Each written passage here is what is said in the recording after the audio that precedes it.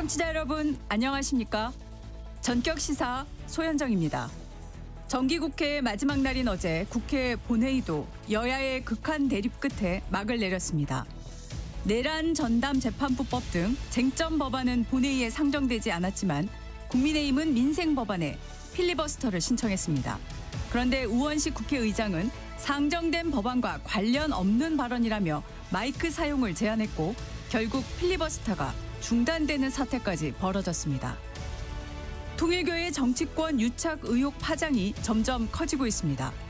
국민의힘에 이어 이번엔 민주당 인사들과 접촉한 것으로 알려졌는데 이름이 거론된 전재수 해수부 장관은 명백한 허위라는 입장입니다. 오늘 전격 인터뷰는 더불어민주당 이건태 의원, 국민의힘 김희정 의원, 조국혁신당 서왕진 원내대표까지 차례로 만나보겠습니다. 전격 시사는 KBS 콩과 유튜브로도 실시간 방송됩니다. 12월 10일 수요일 전격 시사 출발합니다.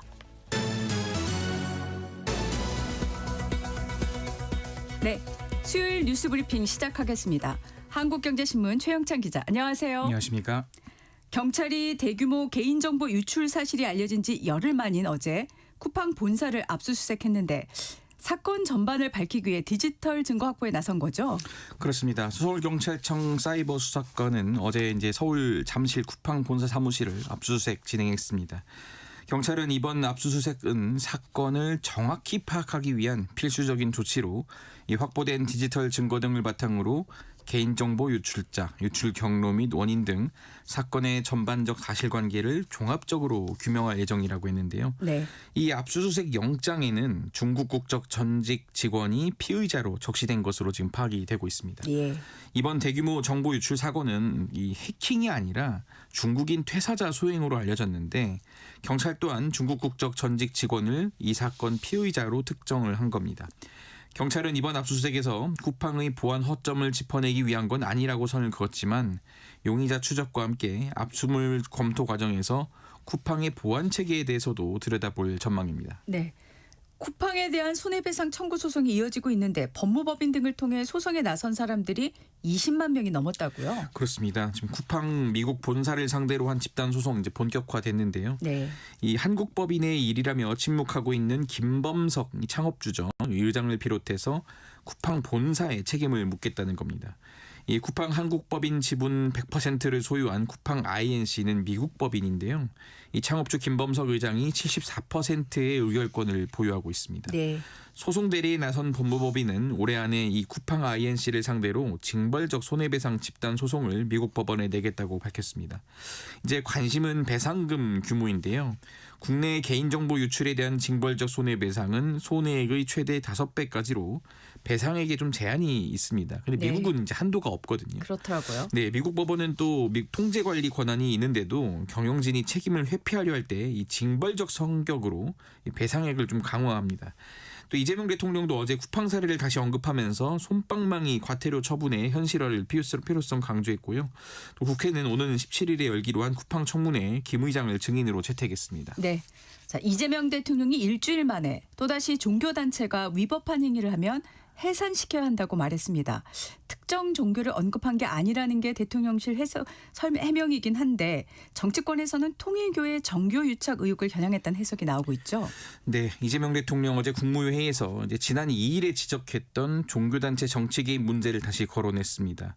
조원철 법제처장에게 종교단체가 정치에 개입하고 불법 자금으로 이상한 짓을 하면 그 단체를 해산할 수 있는 방안을 검토했는지 물은 겁니다.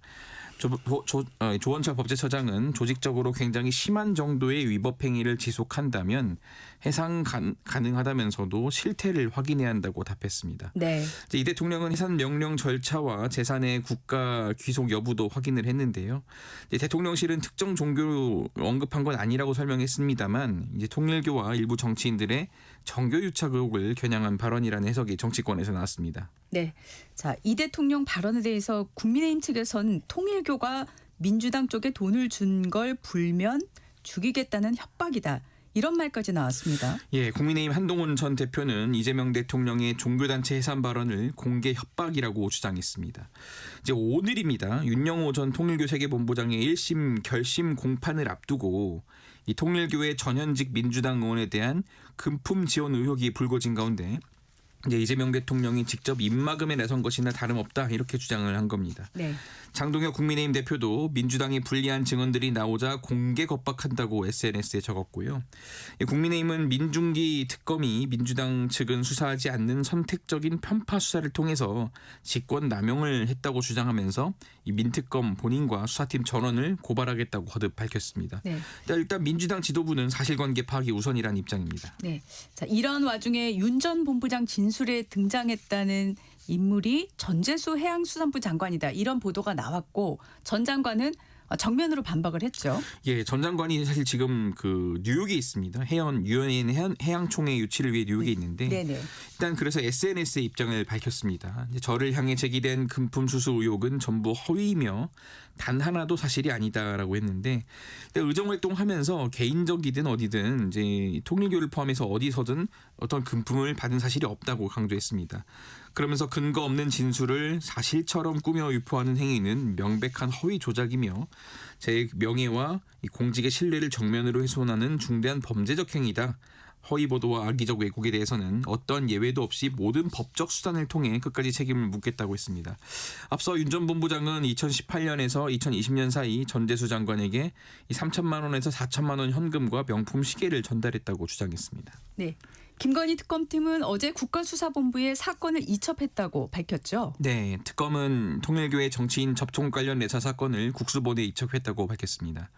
통일교 전 본부장의 이 지난 8월 특검과의 면담에서 민주당 전현직 의원 2명에게 수천만 원에 달하는 금품을 건넸다고 밝힌 바 있는 건데 이 특검이 이 같은 정황을 인지하고도 수사에 나서지 않아서 이 선택적 수사다 이런 비판이 불거졌거든요. 이 김건희 특검법에 따르면 김 여사를 둘러싼 의혹 그리고 이와 관련된 사건을 인지해 수사할 수 있다라고 돼 있습니다. 이 특검 측은 민주당 지원 의혹은 관련 사건이 아니라고 판단했다 이렇게 주장을 하고 있습니다. 네. 자, 이재명 정부의 첫 정기국회 마지막 날이 어제였는데 국회 본회의장이 아수라장이 됐더라고요. 예. 국민의힘이 내란재판부 설치법 등 8대 악법 철회를 요구했는데 민주당이 받아들이지 않자 비쟁점 법안에 대해서도 필리버스터에 돌입했죠. 예, 사실 어제 오후에 원래는 본회의가 열리기로 했었는데 네. 이제 갑자기 오후에 이제 4시로 또 연기가 됐습니다. 그 이유가 국민의힘이 이제 필리버스터를 하겠다 이렇게 나서기 때문이었는데요. 국민의힘은 이제 여야 협상에서 이 내란 전담 재판부 설치법 같은 이제 이런 걸 이제 8대 악법이라고 이제 정의를 하면서 이걸 철회하라 이렇게 요구했고요. 근데 그 요구가 받아들여지지 않자 이제 그 상임위 단계부터 합의 처리했던 이런 비쟁점 법안인 가맹사업법부터 1번 안건이었습니다. 이 가맹사업법부터 필리버스터에 돌입을 했습니다. 첫 번째 주자로 나경원 의원이 나섰는데 시작부터 국회의장에 대한 인사를 두고 좀 여야가 고성을 주고받기 시작했고요. 네. 왜 인사 안 하냐 뭐 이런 거로 따지기 시작한 겁니다. 10분 만에 의원식 의장은 이 나경원 의원 발언이 의제와 관련이 없다면서 나 의원 발언 도중 마이크를 꺼버렸습니다. 예, 그 국민의힘 동료 의원들이 나 의원에게 무선 마이크를 달아주자 우 의장은 또 이를 문제 삼으면서 또 사과를 요구하기도 했습니다. 네. 자, 오늘부터 임시국회가 시작을 되는데 여야 강대강 대치 계속 되겠죠? 예, 지금 국회 본관 앞에 보면은 천막이 하나 설치됐는데 국민의힘이 설치한 겁니다. 이제 8대 악법 저지를 위한 야외 농성에 돌입했습니다. 내란 전담 재판부 설치법이라든지 뭐 필리버스터 제한법 이런 것들이 또 소수 야당 탄압이다 이렇게 주장을 하고 있습니다. 이에 맞서서 민주당 김병기 원내대표는 국회 정상화를 위한 비상행동에 돌입하겠다고 했는데요. 민생을 볼모로 잡는 정치를 얻을 수 있는 건 국민의 불신과 분노라고 지적했습니다. 네. 자, 국가 데이터 발표 자료인데 1인 가구가 지난해 처음으로 무려 800만 가구를 넘어선 걸로 조사됐고 70세 이상 1인 가구가 20%로 가장 많았고 서울의 10가구 가운데 4가구가 1인 가구로 집계됐네요. 예, 국가데이터처 발표 자료인데요. 작년에 이제 1인 가구가 804만 5천 가구, 처음으로 800만 가구 넘었습니다. 네. 전체 가구의 36.1%로 가장 큰 비중을 차지했고 1인 가구 비중은 전년 대비 0.6%포인트 증가했습니다.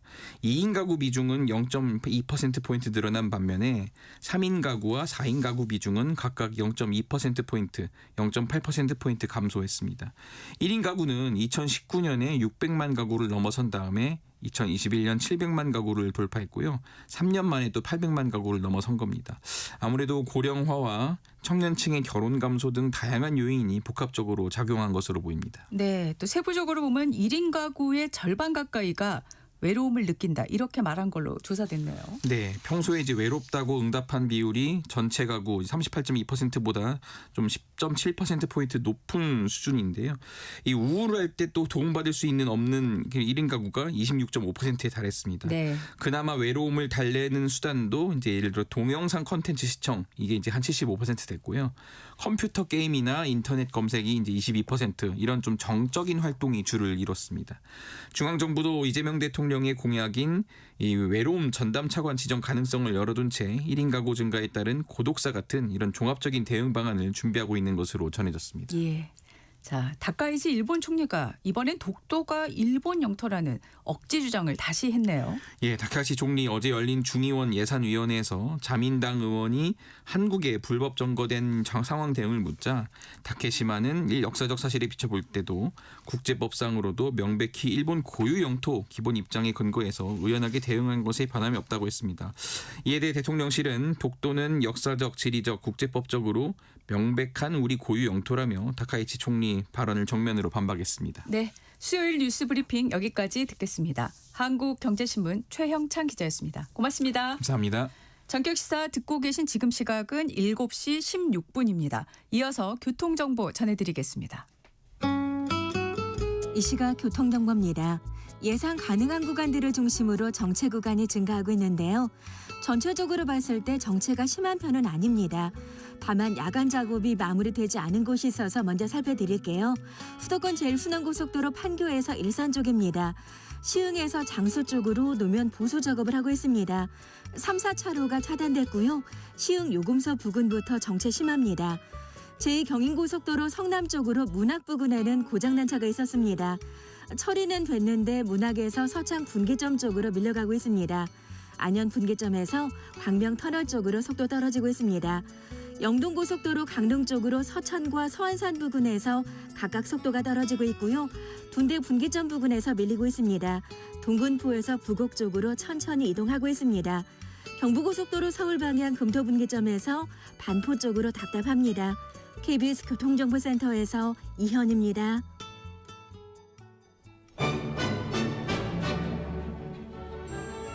실시간 증시 현황과 전망을 발빠르게 전해드리겠습니다. 수요일 이 시각 증시 따라잡기 채슬리 투자자문의 조지한 팀장 나와 계십니다. 어서 오십시오. 네, 안녕하세요. 네, 미국 시장부터 보면 이제 연준 금리 결정이 얼마 안 남았죠. 미국 시장 어떻습니까? 예, 연준의 2025년 마지막 금리 결정을 앞두고 투자자들이 대규모 베팅을 좀 자제하는 모습을 보이고 있습니다. 네. S&P 500은 장 초반 상승분을 거의 반납을 했고요. JP모건이 소비자 건전성에 대한 경고를 내놓으면서 금융주 전반이 부담을 받았습니다. 다우지수는 하락하고 나스닥은 오히려 소폭 상승하면서 기술주의 방어적 흐름이 유지되었습니다. 예. 시장은 졸트 보고서의 구인 건수가 예상치인 712만 건을 크게 웃도는 766만 건에 주목했는데요.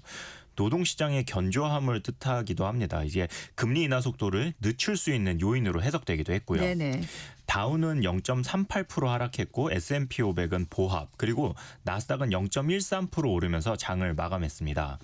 당일 우리 시장 반도체 섹터의 바로미터인 필라델피아 반도체 지수는 보합으로 끝났습니다. 예.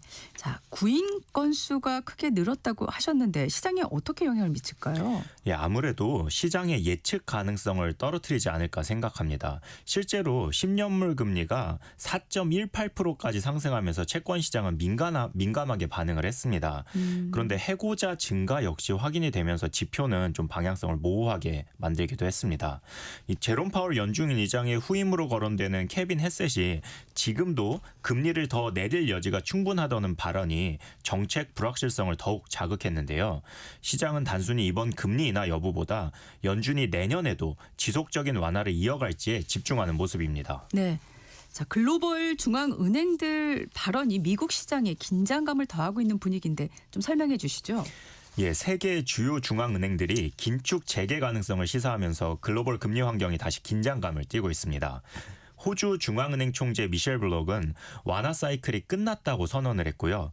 유럽 중앙은행의 슈나벨 역시 다음 수순이 금리 인상이어도 괜찮다고 말해서 시장을 놀라게 했습니다. 일본은행은 다음 주 금리 인상을 예상하는 분위기까지 형성되면서 전 세계 채권 금리가 동반 압력을 받고 있습니다. 이런 상황에서 시장은 연준만이 완화 기조를 유지할 수 있는지 의구심을 갖기 시작을 했는데요. 네. 이번에 발표되는 오라클 그리고 브로드컴의 실적 발표가 시장 전체의 중요한 시험대가 될 것이라고 예상을 합니다. 이 제한된 데이터로 인한 의사결정 환경 그리고 후임 의장에 대한 부분으로 연준의 정책 결정에 정치적 압력 가능성도 대두되고 있어서 네. 이런 복합적 요인들이 미국뿐 아니라 글로벌 투자자 전반에 높은 경계감을 형성하고 있습니다. 네. 내일 저희 방송 시간쯤이면 미국 연준 금리 나오죠? 발표가. 네, 맞습니다. 네. 자, 트럼프 대통령이 중국에 엔비디아 칩 수출을 허용할 것이라는 이야기가 있었습니다. 예, 미국과 중국의 AI 칩 패권 경쟁이 끊이지 않는 모습인데요. 트럼프 대통령이 SNS에 미국은 승인된 중국 고객에게 국가 안보 보장 조건으로 H200을 허용할 것이라고 했습니다. 그런데 중국 규제 당국은 오히려 H200 도입을 부분 허용하되 구매 승인 절차를 엄격히 관리하는 방안을 논의하고 있다고 합니다. 중국 기업들 중에 알리바바나 텐센트, 바이트댄스 등 IT 대기업들은 일부 기능에서는 중국 국산 칩을 도입을 하고 있긴 한데 성능이나 유지비 측면에서는 여전히 엔비디아 제품 선호도가 높은 것으로 알려져 있습니다. 이 중국 규제 당국도 조심스럽게 움직이고 있지만 트럼프 대통령의 발언에 미국 의회에서도 반발이 나오고 있는 상황입니다. 네. 하원 중국 특별위원회는 성명을 내고서 H200은 중국의 자국칩 대비 성능 격차가 큰 만큼 중국의 AI 전력 확대를 돕게 될 것이라면서 중국은 기술을 훔쳐 자체 생산하고 결국 미국 업체를 시장에서 밀어낼 것이라고 비판했습니다. 엔비디아 투자자들 입장에서는 중국향 매출에 대해서는 이러한 노이즈가 끊이지 않을 것이라는 점을 염두에 두고 있어야 할 것 같습니다. 네. 자, 미국 주요 기업 뉴스 좀 전해 주시죠. 예, 전반적으로 기업 뉴스는 AI 투자 확대 그리고 소비 둔화 그리고 규제 리스크, 마지막으로는 원자재 강세 이런 글로벌 경제의 단면을 동시에 반영하고 있습니다. 우선 마이크로소프트가 인도에 175억 달러 규모의 AI 클라우드 투자를 약속하면서 신흥국 중심 성장 전략을 강화하는 모습입니다. 네. 홈디포는 내년 가이던스를 보수적으로 제시하면서 미국 주택시장 회복이 쉽지 않다는 점을 재확인시켰고요.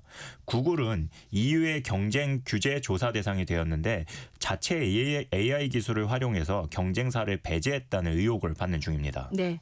자, 어제 우리 시장을 보면은 코스닥, 코스피 모두 혼조세를 보이며 마감을 했어요. 예, FOMC 회의를 앞두고 큰 방향성이 없는 하루였는데요. 어제도 코스피가 하락하는 와중에 코스닥 상승하는 패턴이 나타났습니다. 네. 코스피는 0.27% 하락하면서 4,143포인트를 기록했고요. 코스닥은 0.38% 오르면서 931포인트로 장을 마쳤습니다. 우리 시장이 열리기 전에 엔비디아의 H200 중국 수출 승인 뉴스가 있었는데 이 큰 영향은 없었습니다. 이 삼성전자와 SK하이닉스가 약세를 보이는 가운데 코스닥의 바이오, 로봇, 2차 전지주들로 수급이 움직이는 모습을 이어갔습니다. 네. 코스피에서는 수급 주체들이 100억 원대의 순매수나 순매도를 보여서 특징적인 움직임은 없었는데요.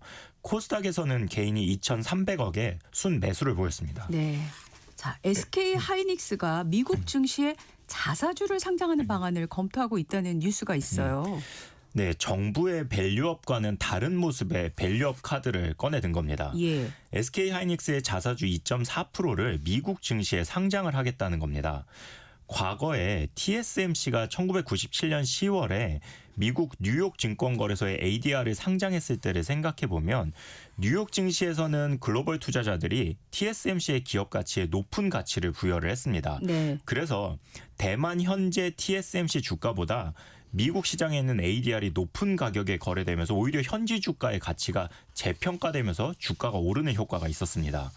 이번 SK하이닉스의 ADR 상장이 밸류업과 관련해서는 배당금, 자사주 매입 소각 등을 메인으로 생각하던 현재 시장 상황의 새로운 시도로 평가가 됩니다.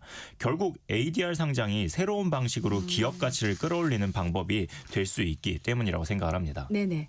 자, 정부에서는 계속 증시에 영향을 줄 수 있는 정책들이 나오는 것 같은데 어제 국무회의에서 K푸드 산업 육성에 대한 이야기가 있었죠.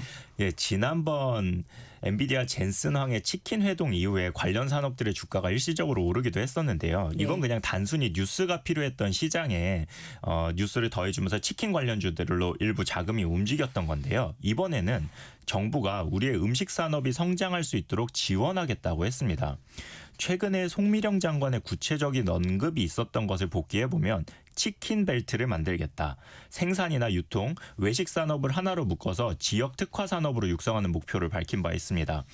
내년 9월 9일을 닭울음 소리를 흉내낸 구구데이로 만들어서 이날을 목표로 준비하고 있다고 합니다. 네. 라면부터 시작해서 김 그리고 치킨까지 관련한 산업들 앞에 K를 붙여서 글로벌 경쟁력을 갖게 되면 또 다른 전략 수출 산업이 되지 않을까 생각을 합니다. 지금까지 불닭볶음면 하나로 3년 만에 10배가 넘게 주가가 오른 삼양식품을 떠올려 보면 K푸드에 대한 정부의 지원 소식은 제2, 제3의 삼양식품을 기대하게 만듭니다. 네.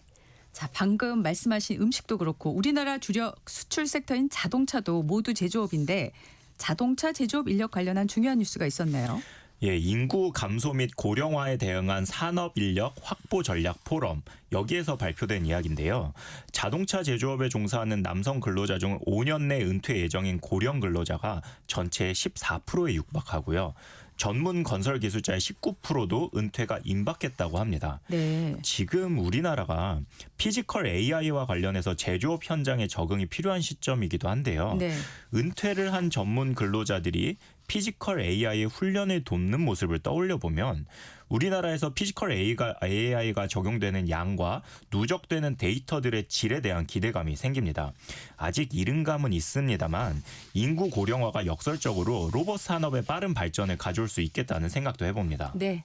자, 요새 시장 관심이 바이오 그리고 로봇 관련 산업으로 움직이고 있는데 바이오학 관련해서 향후 주가 흐름 예상할 수 있는 자료가 있다고요? 예, 최근에 국내 바이오 기업들이 빅파마에 기술 이전하는 케이스가 많아지고 있는데요. 네. 빅파마에 수출하는 계약의 수와 시총을 비교할 만한 자료가 있습니다.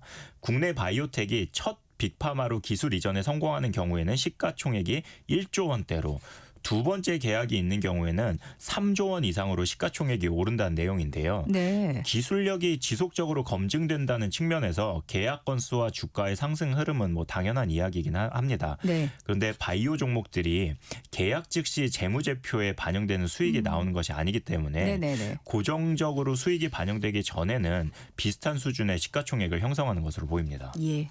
자, 잠시 후에 열리는 우리 시장 흐름 좀 알려주시죠. 코스피 야간 선물은 0.49% 상승하면서 끝났습니다. 선물의 움직임을 따라서 우리 시장도 상승 출발할 가능성이 높습니다. 그런데 오늘까지는 아무래도 FOMC 회의 전이라서 변동성이 크지 않은 하루로 개별 뉴스들에 의해 종목들이 움직일 것으로 전망합니다. 네. 자, 환율은 어떻습니까? 환율은 약보합권에서 머무르며 1,467원을 기록했습니다. 지속되는 고환율에 서학개미가 원인이다. 국민연금이 원인이다. 혹은 관세 협상 시에 우리가 매년 투자해야 할 자금 때문이다. 여러 가지 이야기가 나오는데요. 네. 이번에는 늘어나는 수출과는 반대로 환율 추가 상승에 대한 기대감으로 기업들이 수출 대금을 원화로 바꾸지 않고 달러 자산으로 보유하고 있기 때문에 외환시장 내 달러 공급이 위축되고 있다. 이런 지적이 있으면서 네. 기재부가 외환 수급 전담 태스크포스를 꾸려서 실태를 점검하기로 했습니다. 네. 수요일 이 시각 증시 따라잡기 채슬리 투자자문의 조재한 팀장과 함께했습니다. 고맙습니다. 예, 감사합니다. 이어서 날씨 정보 전해드리겠습니다.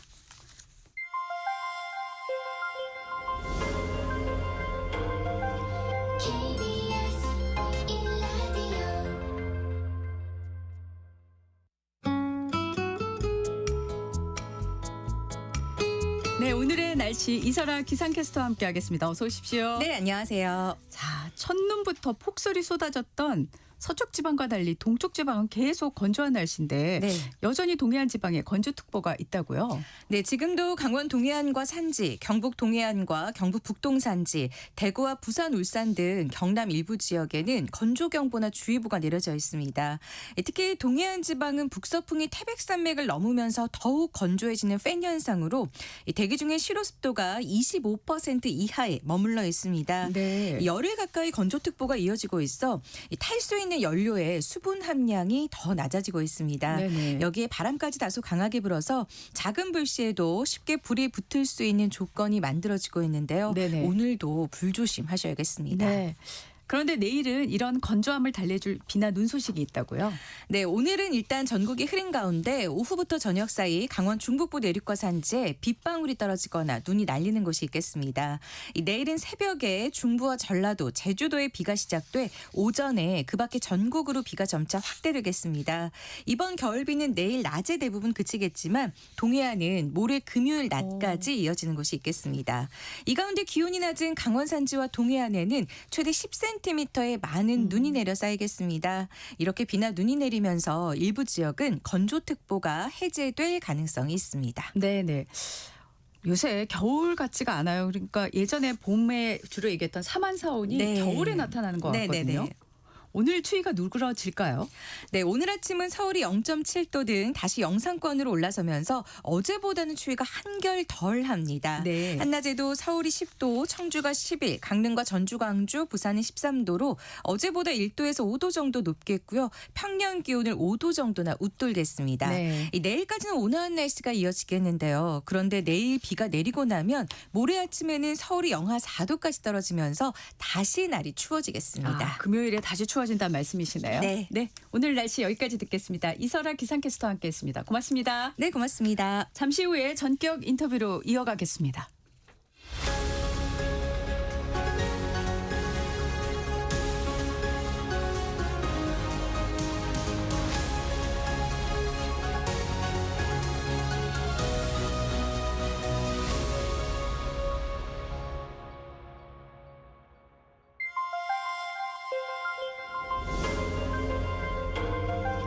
KBS 1라디오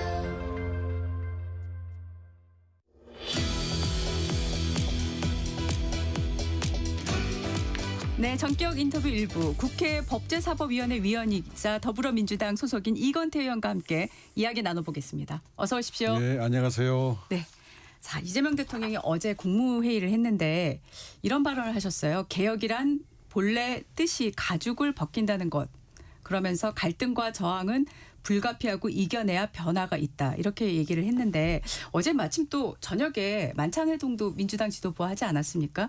여기서도 또 개혁 얘기를 언급했는데 개혁 입법은 국민의 눈높이에 맞게 합리적으로 처리되면 좋겠다. 이렇게 얘기를 했거든요.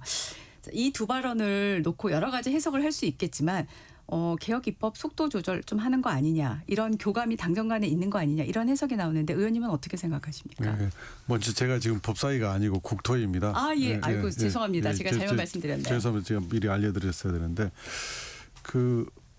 저도 이제 그 기사 봤는데요. 네. 대통령님의 뭐 생각은 제 판단으로는 개혁 입법을 추진을 하되 국민의 눈높이에 맞춰서 하는 게 좋겠다는 거니까 이제 저희가 특별재판부법 이런 걸 추진하고 있잖아요. 네. 그러게 이제 유연 시비가 일고 있으니까 네. 그런 소지를 깔끔히 정리해서 하는 게 좋겠다. 뭐 이런 취지로 저는 이해했습니다. 속도 조절보다는 깔끔히 네, 그렇습니다. 위헌 소지 예, 없애서 예, 하자. 예, 네, 예. 알겠습니다.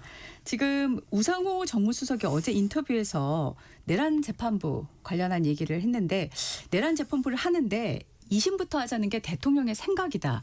이렇게 얘기를 했거든요. 이 발언 어떻게 보셨습니까? 저도 대통령님 생각은 2심부터 하자는 것으로 알고 있습니다. 네. 그러니까 애초부터 이 특별재판부법이 얘기가 나올 때 지금 이미 1심이 상당수 진행됐으니 2심부터 하는 게 좋겠다. 하는 의견이 상당수 있었습니다. 예. 그래서 충분히 그렇게 할 수 있는 방안이고 네. 저도 그렇게 하는 게 합리적이라고 생각합니다. 네. 그러면 지금 근데 현재 그 법사위까지 통과된 거는 1심과 2심에서 다 할 수 있게 돼 있잖아요. 이 조항이 네. 있지 않습니까? 예. 그럼 이 조항을 좀 순정을 하는 게 필요하다는 생각이신 건가요? 지금 이제 법사위 통과된 안은 네. 1심 재판부의 사건을 특별재판부에서 강제로 가져온다 이런 취지는 아닙니다. 아니고, 네. 그러니까 지금 재판부가 1심 특별재판부가 생기더라도 본일지 여부를 지금 재판부가 결정하도록 돼 있습니다. 네. 근데 이제 그런 1심 재판부도 두지 않도록 우리가 의총에서 결정이 되면 네. 법안을 수정해서 본회의에 올리게 되겠죠. 알겠습니다. 자, 추미애 의원도 내란 전담 재판부에 대해서 발언을 하셨는데 위헌 시비가 있을 뿐 위헌 소지는 없다. 민주당이 너무 쫄아서 훅 가려고 한다. 진작에 처리했어야 했다. 이렇게 얘기를 하셨어요. 의원님도 진작에 처리했어야 됐다라고 생각하십니까? 근데 위헌 시비가 있고 위헌 소지는 없다. 저도 이제 그 말씀에는 동의하고요. 그러니까 법사위에 통과된 법안을 제가 쭉 봤는데 네. 정성 들여 잘 만든 법안입니다. 네. 근데 이제 국민의힘에서 위헌 시비를 붓고 있고 또 이게 만약에 이제 그 위헌 제청이 돼버리면 그러니까 윤석열 측에서 위헌 신청을 하고 판사가 위헌 제청을 헌법재판소에 하게 되면 재판이 정지가 돼요. 그러면 이제 큰 혼란이 발생하게 되니까 예. 위헌인지 여부 관계없이 위헌 시비를 차단하는 게 중요합니다. 그리고 이제 시민사회단체에서도 그런 경우는 막아야 되지 않느냐 하는 우려가 있어요. 예. 그래서 위헌 소지를 깔끔하게 정리할 필요가 있다는 겁니다. 네. 그런 지적은 저는 깊이 새겨듣고 거기에 대한 대비를 해야 된다고 생각합니다. 네. 자, 법원이 지난주에는 전국 법원장회의를 했고 그다음에 법관 대표회의를 했고 또 지금은 내일까지 3일간 이제 법원 행정처 주최로 공청회를 하고 있습니다. 법원 행보 어떻게 보십니까? 지금 저희 민주당이 하고 있는 사법개혁 이제 두 번의 특위 내지 TF가 있었는데 사법개혁 특위 때는 제가 간사를 했고 이번에 이제 사법행정정성화 TF 위원으로 참여하고 있는데 저희 개혁안의 취지는 대법원장의 제왕적 권한 그것을 좀 줄이고 사법행정을 대법원장에서 국민에게로 이동시키겠다는 겁니다. 네. 내용을 하나하나 뜯어보면 내용이 다 좋습니다. 그리고 법원의 권한을 밖으로 빼내는 게 아니라 법원을 더 보다 민주적이고 국민과 소통하는 그런 조직으로 만들려고 하는 거거든요. 네. 그래서 뭐 대법관 직원이라든가 대법관 직원도 대법원의 사건이 적체돼 가지고 국민의 사법 서비스 수준이 낮아지니까 이걸 개선하려고 하는 거거든요. 지금 법원행정처 폐지하고 사법행정위원회 설치 문제도 사법행정위원회가 우리 민주당이 갑자기 만들어낸 제도가 아닙니다. 유럽 선진국들이 이미 많이 시행하고 있는 제도입니다. 네. 이 법원행정처를 통해서 과거에 재판 개입을 한다든가 재판 거래를 한다든가 이런 폐단이 있었기 때문에 국민에게로 사법행정권을 돌려주자는 취지입니다. 그래서 사법부가 이렇게까지나 반발하는 것은 저는 이해할 수 없고요. 네. 법원 상층부에 그러니까 대법원을 중심으로 한 대법원장을 중심으로 한 그런 기득권 지키기 개혁에 대한 반대 저항 아닌가 생각합니다. 네. 자, 지금 법 왜곡죄에 관련한 질문을 하려고 하는데 의원님이 지난해 7월에 예. 발의를 하셨잖아요. 대표 발의하셨는데 그 당시에는 보면 검사와 사법경찰관 등 수사기관만 처벌 대상이셨습니다. 네. 근데 올해 5월에 그때 보면 이재명 대통령의 공직선거법 위반 혐의 사건을 대법원 전원합의체가 유죄 취지로 파기환송을 하면서 김용민 의원이 발의한 법을 보면 법관까지 이제 처벌 대상에 들어갔지 않습니까? 자, 이 법 왜곡죄를 두고 판사를 처벌하겠다는 거는 형사사법 체계를 무너뜨리는 발상이라는 지적이 계속 나오고 있는데 어떻게 반론하시겠습니까? 그 저희 민주당의 개혁은 뭐 저희가 그 정상 작동되고 있는 상황에서 어떤 변화를 주기 위해서 하는 게 아닙니다. 작년에 제가 검사들을 대상으로 이 법의혹죄를 낼 때는 작년에 검사들이 굉장히 문제가 많았잖아요. 선택적으로 수사를 하고 이런 정치적 수사를 하고 네. 이 문제가 있었기 때문에 검사들을 상대로 제가 법의혹죄를 제일 먼저 냈고요. 네. 이제 그 다음에 이제 올해 들어서 법의혹죄가 판사들을 상대로 낸 것은 직위원 재판부의 윤석열 삭방 취소, 구속 취소. 네. 이건 온 국민이 이해할 수 없는 법 왜곡 행위거든요. 네. 그런 행태를 보고 이거 법원에 대한 법 왜곡죄도 필요하겠다 해서 이제 후속 법안이 제출된 겁니다. 네네. 그런 것이지. 또 하나. 판사들을 상대로 수사하는 것은 위헌이다. 이건 논리가 아닙니다. 그럼 판사들은 무슨 잘못을 해도 국민들이 그것을 참고 견뎌야 되는 겁니까? 그것은 국회가 국민의 대표로서 검사나 판사가 법을 왜곡해서 인권을 침해할 때는 헌법적으로 저희가 제도를 마련해서 그런 일이 발생하지 않도록 해야 되는 게 국회의 의무죠. 네. 그러면 말씀을 들어보니까 지금 수사기관에다 판사까지 처벌 대상에 포함한 이 법 왜곡죄는 수정할 가능성은 별로 없어 보이네요. 그렇게 봐도 될까요? 예, 저는 이 법 왜곡죄를 지금 법사위를 통과한 이 법 왜곡죄는 위헌 가능성이 없다고 생각합니다. 왜냐하면 독일에서 법 왜곡죄가 지금 시행되고 있습니다. 그런데 법 왜곡죄의 그 규정이 추상적이라는 비판이 있어요.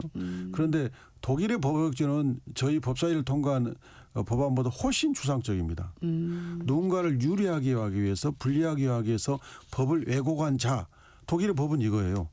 그런데 저희는 그 법 왜곡 행위를 매우 구체적으로 규정을 해놨습니다. 네. 법령을 왜곡해서 적용한다든지 증거를 조작 은폐한다든지 사실관계를 합리성을 벗어나서 함부로 인정한다든지 이렇게 아주 세부적으로 정해놨거든요. 네. 그렇기 때문에 독일에 이미 시행된 선례가 있고 독일은 헌법 재판이 굉장히 발달된 나라입니다. 네. 그 나라에서도 이혼 판결이 나지 않은 법이거든요. 그렇기 때문에 이것은 위헌 저는 소지가 없다고 생각합니다. 네. 위헌 소지가 없다. 위헌 시비가 있을 뿐이지. 알겠습니다. 네. 국민의힘은 계속 반대를 하고 있는데 지금은 어제부로 이제 8대 악법이라고 이제 네이밍을 해가지고 지금 천막농성까지 지금 들어간 상황이에요. 자, 야당의 이런 행보에 대해서는 어떻게 반론하시겠습니까? 지금 국민의힘이 어제부터 민생 법안에 대해서까지 필버를 하고 있습니다. 필리버스터를. 그건 대단히 잘못된 행위입니다. 우리가 민생을 위해서 국회를 열어야 되는데 오히려 민생법 통과를 막고 있거든요. 네. 국민의힘이 빨리 윤 어게인에서 벗어나서 정상의 공당으로 복귀하기를 촉구합니다. 네, 지금 근데 그 범여권으로 저희가 보통 분류하고 있는 조국혁신당에서도 이 내란 전담 재판부는 좀 위헌이 소지가 있다라고 보고 있으면서 지금 제안을 했잖아요. 공동 발의를 하자고요. 이 제안은 어떻게 생각하십니까? 그러니까 이제 조국혁신당이 지적하는 그러니까 추천위원회 네. 구성에 법무부 장관의 추천이 있다든지 네. 헌법재판소의 추천이 있다 이런 부분에 대해서 지금 의견을 냈잖아요. 그렇죠. 또 시민단체에서도 의견을 냈고 민변에서도 의견을 냈어요. 예. 그래서 요번에 이제 의총 때 이제 그런 부분까지 포함해서 그 위헌 소지를 깔끔하게 정리하자라고 해서 지금 정청래 대표께서 법무법인의 의뢰까지 네. 해서 검토를 하고 있습니다. 네네. 그런 모든 의견을 다 수렴해 가지고 위헌 소지를 아예 없애는 그런 법안을 만들 생각입니다. 네, 어느 매체를 보니까 그 어느 법인인지 법인 이름까지 법무법인 이름까지 나왔던데요. 예. 대략 언제쯤 검토가 끝나고 뭐라고 할까요? 법안의 그 위헌 시비 또는 위헌 소지 이 부분이 정리되는 일정이 대략 어떻게 저희가 예상을 하고 있으면 그걸 이제 되겠습니까? 그 법무법인의 이제 검토 속도를 제가 알 수는 없지만 그 헌법 재판 전문 변호사라면 일주일 정도면 검토가 될 거라고 제가 변호사로서의 경험상 네네. 그 정도 생각하고 있습니다. 네. 그러면은 이제 다음 주 정도에는 좀 안이 어느 정도 나올 수 있겠고 또 그걸 갖고 의원총회를 또 해야 되고 예. 네 그런 일정으로 네. 자 어제 국회 본회의에 대한 질문을 좀 하겠습니다. 어제 민상 법안에 대해서 이제 국민의힘이 필리버스를 실시를 했는데 이게 뭐 마이크 제한, 무선 마이크 사용, 정회 뭐 여러 가지 상황이 펼쳐졌어요. 정기국회 마지막 날까지도 결국 국민들은 이제 여야의 대치를 볼 수밖에 없는 상황이었는데 어제 상황 어떻게 평가하시겠습니까? 국민의힘이 절대 넘어서는 안 되는 금도를 넘었습니다. 민생 법안을 볼모로 잡은 겁니다. 자기들의 정쟁을 위해서. 이건 국민들이 용서하지 않을 겁니다. 그리고 어제 나경원 의원이 첫 번째 이제 필리버스터 발언자로 나섰는데 네. 국회법 102조에 보면 의제 외의 발언은 하지 못하도록 돼 있습니다. 그런데 민생 법안이기 때문에 이 법안 자체를 반대할 명분이 없잖아요. 그러니까 이 법안과 관계없는 정쟁성 발언을 쏟아내고 있었습니다. 그러니까 거기에 대해서 의장께서 국회법에 의제 외의 발언을 못하도록 돼 있으니까 이 민생 법안에 대해서 올라온 법안에 대해서 발언하라라고 했는데 그걸 지키지 않았죠. 네. 그러면서 이제 마이크가 꺼지는 이런 소동이 벌어졌는데 네, 네. 국민의힘이 계속 이렇게 한다면 국민들로부터 지탄을 크게 받을 것이고 내부에서 이 필버를 계속할 동력을 얻기 쉽지 않을 겁니다. 네. 지금 이제 필리버스터를 제한하는 법, 국회법 개정안도 지금 발의가 됐는데 이게 지금 상정 여부가 아직 정해지지 않은 건가요? 그렇습니다. 이제 그건 왜 이 법이 나왔냐면 네. 국힘이 필버를 몇 차례 했는데 본회의장에 앉아 있는 국회의원이 거의 한두 명 또는 없을 때도 있고 국민의힘이 본인들이 필버를 했음에도 불구하고 방청하는 국회의원이 없어요. 이건 너무 무성의한 필버다. 오히려 저희 그 민주당은 한 10여 명의 의원이 새벽에도 앉아 있거든요. 네. 근데 국민의힘은 없거나 한두 명 앉아 있는 이런 행태를 보고 그러면 필버를 허용을 하되 최소한 국회 5분의 1 정도의 의석은 채워져야 되는 거 아니냐. 네. 국민 보기에도 민망하다 해서 이 법안이 나온 겁니다. 그런데 네. 이제 조국혁신당은 여기에 대해서 조국혁신당이 12석이니까 그 5분의 1에 미달하잖아요. 그래서 그렇죠. 이제 반대하고 있는데 조국혁신당은 민주당의 우당이기 때문에 예. 조국혁신당이 민주당을 향해서 필버를 할 현실성이 가능성이 없잖아요. 네. 그래서 저희 당과 조국혁신당이 이 법안에 대해서 좀 더 협의하면 네네. 조국혁신당의 협조를 받을 수 있을 거로 저는 생각합니다. 어떻게 협조를 받을 수 있을 거라고 생각을 하십니까? 네, 의원님 네. 생각이 궁금한데요. 아니, 그러니까 조국혁신당이 필버를 할 가능성이 현실적으로 없잖아요. 네네. 그러면 이제 조국혁신당의 다른 요청이나 또는 이게 조국혁신당이 필버를 할 현실적인 가능성이 없지 않느냐. 네네네. 국민의힘이 저희 여당 측을 향해서 이 정쟁투쟁을 하는데 우리가 힘을 합쳐서 이걸 막아야 되지 않는가. 네. 이런 설득을 하면 네. 조국혁신당도 협조하지 않을까 하는 생각입니다. 임시국회가 이제 오늘부터 시작인데 국민의힘에서 계속 필버를 한다면은 지금 앞서 말씀드린 그 국회법 개정안을 빠른 시일 내에 상정할 수 있을까요? 그것도 이제 조국혁신당의 협의가 완료되면 상정할 수도 있죠. 아, 네. 네. 알겠습니다. 자, 오늘 어젯밤부터 지금 그 통일교 금품 지원 수사건과 관련한 보도가 쏟아지고 있어서 질문을 드리겠습니다.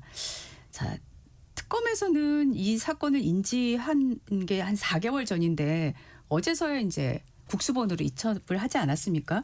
그래서 편파 수사 논란이 일고 있는데 특히 사건 이첩을 늦게 해서 공소시효만 흘러갔다 이런 지적이 나오고 있어요.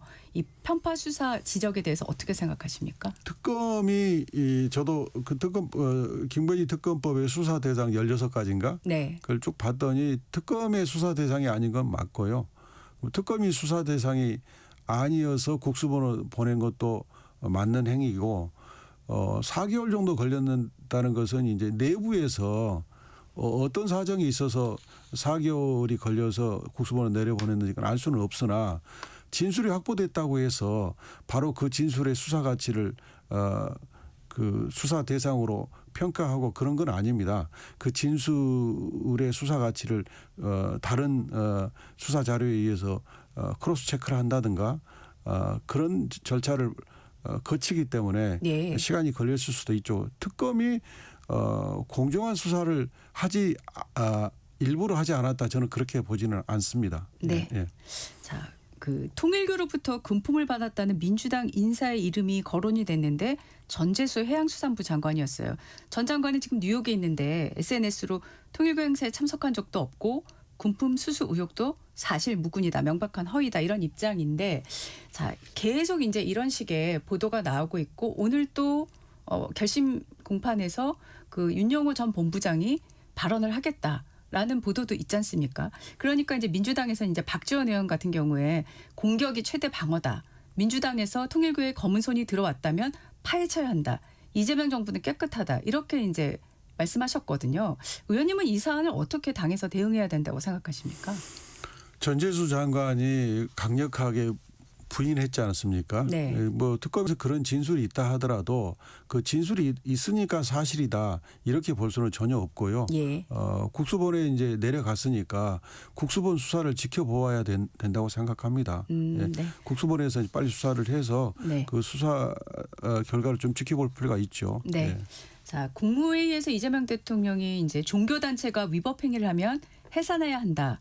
그리고 관련 검토를 다음 주쯤엔가 법제처에서 이제 보고를 하겠다. 이런 보도까지 나왔는데 이 종교단체가 통일교를 거론한 거다. 그래서 국민의힘에서는 민주당과 통일교 유착 의혹을 덮으려는 입틀막 시도다. 이렇게 비판을 하고 있는데 어떻게 생각하십니까?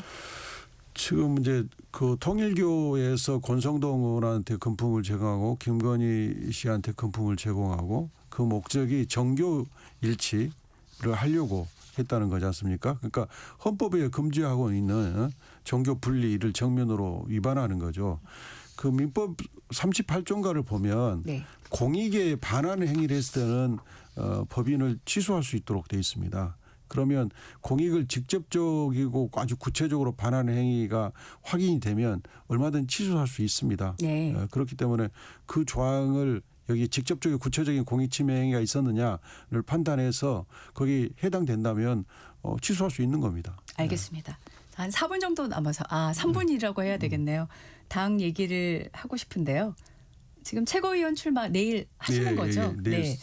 자, SNS에 올리신 글을 봤습니다. 당정 엇박자 이제는 끝나야 한다. 그리고 대장동 방패에서 조작 기소 진상규명까지 개혁의 속도 최고위에서 끌어올리겠다. 예. 출사표로 읽혀있거든요. 예. 가장 결정적으로 나 최고위원회 나가야 되겠다 생각하신 이유는 뭘까요? 근데 제가 평소 의논하고 협조했던 분들이 네. 이번 최고위 보궐에 이건태 의원이 나가면 좋겠다라는 이제 말씀을 하셔가지고 고민했고요. 네. 제가 이제 먼저 고민한 건 아닙니다. 그런데 지금 이제 당정이 그 긴밀하게 협조해서 이재명 정부의 성공을 저희 민주당이 적극적으로 지원해야 되거든요. 네. 그러려면 엇박자 없이 당청이 이제 청이죠. 당청이 밀착 당이 청을 밀착 지원하고 밀착 소통해야 됩니다. 저는 그 적임자가 저라고 생각합니다. 네. 제가 이제 대장동의 변호인으로서 역할을 해왔고 또 법률 대변인으로서 대통령님 사건에 대한 공격을 방어해왔고 또 조작기소 특위 부위원장으로서 그 일을 계속하고 있습니다. 최적임자로 생각하고요. 네. 그리고 이제 제가 검찰개혁 TF나 법외국지도 얘기하셨지만 그 제가 제일 먼저 냈고 사법개혁 특위나 사법개혁 지금 사법정상화 TF에서도 사법개혁 작업을 하고 있기 때문에 이런 개혁 일도 계속 최고위원이 되면 계속 하고 싶습니다. 네. 포부가 굉장하신데요. 그런데 일각의 시각은 뭐 많이 들으셨겠지만 이게 지금 최고위원 출마를 선언하신 분이 앞서 유동철 부산 수영구 지역위원장 그리고 위원님까지 이제 나오시니까 친명, 친청 이때 청은 다른 청이겠지만요. 시각이 나오고 있는데 어떻게 말씀하시겠습니까? 이번 보고를 그런 시각에서 봐서는 안 되고요. 이번 보고는 우리 당원들은 누가 이재명 정부를 더 밀착해서 지원할 것인가. 그래서 이재명 정부의 성공을 이끌 것인가. 이런 시각에서 볼 거고 그런 후보가 뽑힐 거라고 생각합니다. 네. 예. 지금 자녀 임기가 8개월? 예. 네. 이 8개월 동안에 제일 중점적으로 최고위원이 된다면 해야 되겠다고 생각하는 구상이 있다면 하나 소개해 주시죠. 그러니까 당청 간의 엇박자가 나지 않도록 매우 긴밀하게 소통이 필요합니다. 그리고 우리 당원 간에도 당원과의 소통 그래서 당내 민주주의를 보다 성숙시킬 필요가 있습니다. 그래서 이제 지금 하고 있는 개혁 작업이 온활히 되도록 그렇게 해야 되는 거죠. 네. 선거도 이제 얼마 안 남았는데 지방선거에서는 어떤 역할을 생각을 하고 계십니까? 지방선거는 이제 가장 중요한 게 좋은 후보를 공정한 선출 절차를 거쳐서 선출하는 겁니다. 그래서 공정한 선거 관리가 매우 중요하다고 생각하고 그 최고위원의 역할이 거기에 있다고 생각합니다. 네, 오늘 말씀 여기까지 듣도록 하겠습니다. 지금까지 이건태 더불어민주당 의원과 말씀 나눴습니다. 고맙습니다. 감사합니다. 전격 시사 잠시 후 전격 인터뷰 2부로 돌아오겠습니다.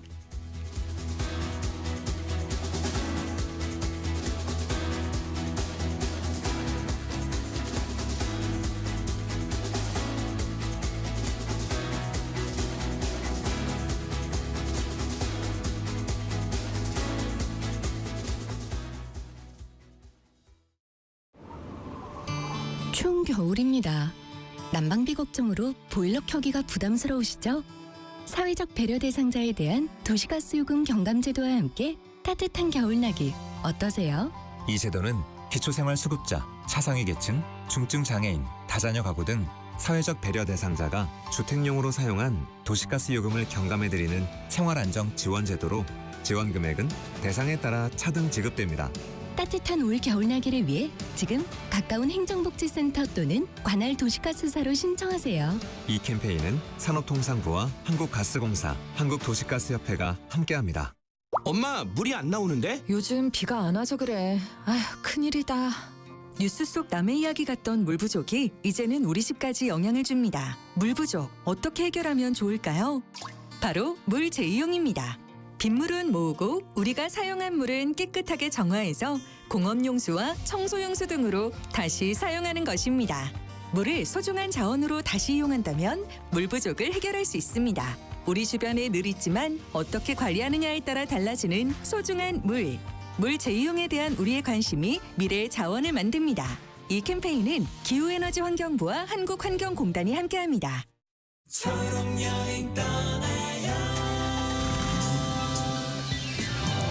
안녕하세요, 로이킴입니다. 오늘은 지영님의 사연을 만나볼게요. 딸과 함께 빛축제에 가고 싶었지만 이동이 어려워 찾아가질 못했는데요. 다행히 올해는 수호 통역 서비스와 차량 지원이 마련되어 걱정 없이 축제장을 찾아갈 수 있었습니다. 알록달록 빛나는 회전목마와 천사, 그리고 빛나는 크리스마스 트리를 보며 해 웃는 우리 딸, 이런 딸의 웃음을 매일매일 보고 싶다는 생각이 들었습니다. 우리 함께 떠나봐요. 어디라도 좋아, 좋아. 자, 출발해요. KBS 연중 캠페인 초록여행 떠나요는 장애인의 자유로운 여행을 응원하는 기아와 그린라이트가 함께합니다. 고된 하루의 웃음. 안방 1열의 감동. 가장 필요할 때 여러분 곁에. 이 모두가 시청자 여러분 덕분에 가능했습니다. 방송법 개정에 따라 2025년 11월부터 수신료는 전기요금과 함께 고지됩니다. 수신료 내역은 전기요금 고지서에서 확인하실 수 있습니다. 수신료 문의는 KBS 수신료 콜센터 1588-1801로 연락 주시기 바랍니다. KBS는 언제나 여러분의 소중한 일상과 함께합니다. 수신료의 가치를 실현합니다. 여러분의 KBS.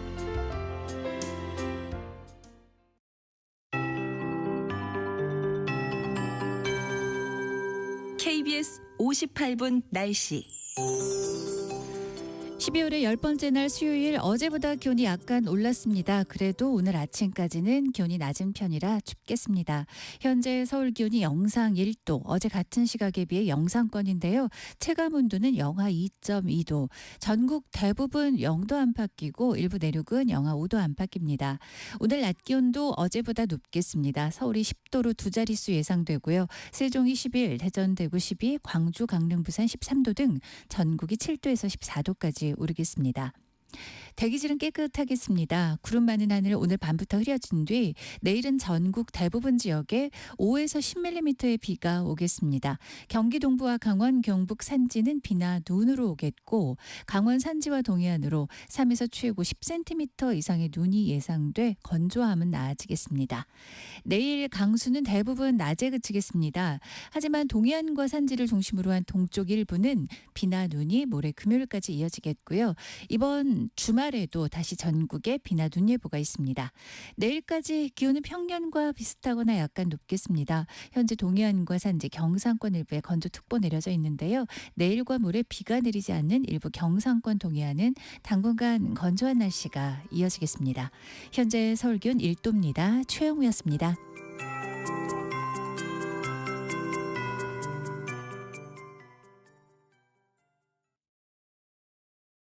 정성을 다하는 국민의 방송 KBS가 8시를 알려드립니다. AM 711kHz, FM 97.3MHz, KBS 1라디오입니다. HLKA.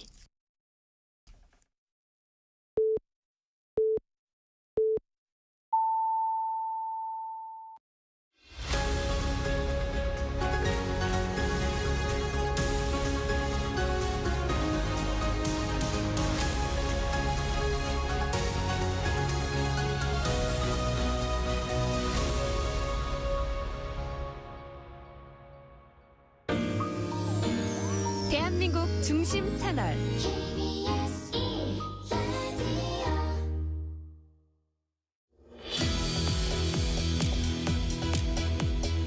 전격 인터뷰 2부, 이번엔 국민의힘 김희정 의원과 이야기 나눠보겠습니다. 어서 오십시오. 네, 반갑습니다. 김희정입니다. 어젯밤 늦게까지 국회 네. 본회의장에 계셨죠? 네, 어제 저희 정기국회가 어젯밤 12시까지였습니다. 네. 그런데 곧바로 이제 내일부터 다시 임시회의가 소집이 됩니다. 네. 자, 첫 질문은 지금 그 통일교회 민주당 지원 의혹 사건과 관련한 것부터 시작을 하겠습니다. 어제 지금 특검에서 국수본으로 사건을 이첩을 했고 지금 송원색 원내대표가 편파 수사이면서 직무유기, 직권남용이다. 그래서 수사관 전원 고발하겠다고 밝혔습니다. 의원님께서는 어떤 점이 집중적으로 수사돼야 한다고 생각하십니까? 일단 그 통일교 관련돼서 그동안 국민의힘이 수사받은 과정을 보면요.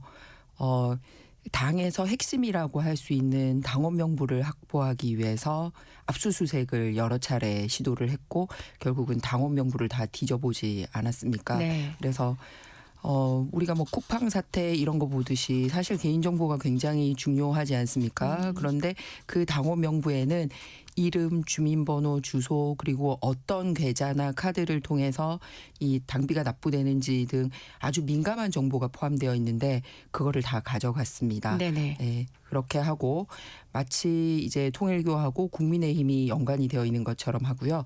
그리고 잘 아시지만 이제 권성동 의원이 본인의 부인에도 불구하고 다른 어떤 거 없이 한쪽의 일방적인 진술만 믿고 구속이 되어 있지 않습니까? 그런데 그 조사 과정에 있어서 수사 과정에 있어서 똑같은 일이 민주당 약 15명 정도 인사에게도 그런 금품수수 통일교로부터 있었던 진술이 같은 시기에 확보됐다라는 게 확인이 됐습니다. 우리는 요즘 뉴스를 통해서 야 국민의힘 수사 끝났으니까 뭐 민주당 수사도 추가로 한 건가 뭐 이렇게 생각할 수 있는데 사실은 지난 8월 즉 권성동 의원이 이 구속되기 전 일입니다. 똑같이 여야에게 진술이 나왔습니다. 그런 한쪽은 지금 12월까지 완전히 까마득하게 묻어둔 거지 않습니까? 그래서 과연 특검이 공정한가 이런 의문 제기를 할 수밖에 없습니다. 그리고 국민의힘에 대해서는 그거를 빌미로 해서 한 의원에게 그치지 않고 정당 전체를 탈탈 털어간 반면 민주당에 대해서는 아예 이름 나왔던 전현직 의원이나 고위공직자에 대해서는 아예 함구했을 뿐만 아니라 민주당은 수사 대상이 아니다라고 선을 그었죠. 특검 믿을 수 있겠습니까? 그런데 특검은 이게 수사 대상이 아니다라고 얘기를 하고 있는데요. 특검은 특검법에 따라서 수사를 해야 되지 않습니까? 그러면 특검법에는 민주당을 수사를 해야 되는 게 그냥 상식적으로 야 똑같이 돈 받았으니까 똑같은 곳에서 똑같이 돈 받았으니까 수사해야 될 거 아니야라고 일반 국민 입장에서도 얘기할 수 있고요. 법에도 명시가 되어 있습니다. 뭐냐면 확보한 똑같은 증거물에 의해서 확인된 범죄 사실에 대해서는 그 증거물로 미치는 모든 범죄에 대해서 수사를 하도록 되어 있어요. 그러면은 통일교 자금에 대해서 똑같은 시기에 확보한 진술 그리고 민주당 쪽 인사는 녹취록 이런 게 있다면 같이 수사해야 되는데 이 법을 어긴 거잖아요. 그리고 두 번째는 16가지 수사할 수 있는 항목을 쭉 열거를 했는데 네. 저희가 문제 삼았던 항목이 있습니다. 뭐냐면은 별건 수사하는 거예요. 그런데 굳이 그거를 넣었기 때문에 이 사실은 종교 수사에까지 이른 거거든요. 그런데 국민의힘에 대해서는 이 종교와 관련된 수사는 되고 이 별건 수사가 같이 나왔는데 민주당은 안 된다? 누가 봐도 문제가 있죠. 잘 아시지만 특검 수사 때문에 멀쩡한 공무원이 강압받아서 억지 진술했다고 목숨 잃어버린 사건도 있었고 알고 보니 그 특검 민중기 특검이 본인이 내부 정보 이용해서 이 돈 벌은 주식 투자해서 돈 벌은 것도 나오고 그동안도 상당히 문제가 있었는데 정확하게 수사 나왔던 기록을 8월 달부터 지금까지 숨겼다? 이게 가장 큰 문제죠. 네네.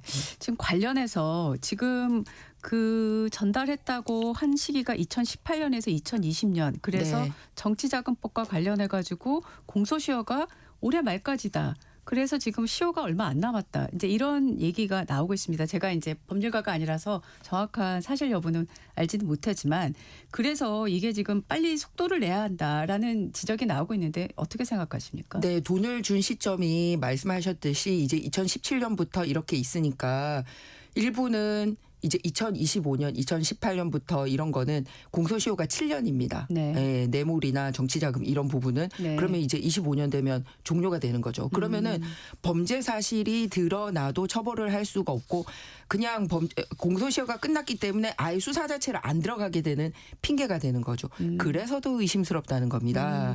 8월 달에 알게 됐는데 12월까지 시간 끈 거 아니냐 이거예요. 그렇기 때문에 나오는 얘기는 야 우리가 특검이 할 일이 아니라서 뭐 사건 번호 부여했고 경찰에 이첩할 예정이었다라고 얘기를 하는데 그럼 왜 그때 발표를 안 했죠? 본인들이 안 한 것도 문제지만 그때 발표를 안 한 것도 문제예요. 그러면 여기서 짚고 넘어가야 될 부분이 네. 그러면 사건 번호는 그때 이미 부여를 한 건지 그다음에 이런 사실을 소위 특검이 법무부에는 보고를 했는지 네. 그다음에 민정수석실에는 보고가 되었는지 즉 대통령실까지 보고가 되었는지 이런 부분입니다.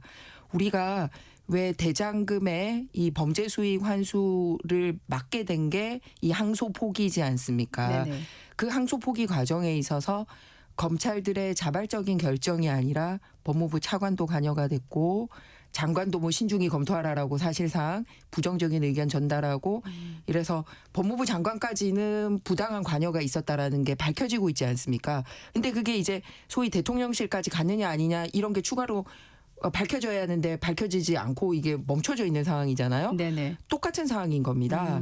그러면 특검도 과연 특검이 혼자서 판단했을까? 민주당 거 덮는 거? 법무부에는 어떻게 보고했을까?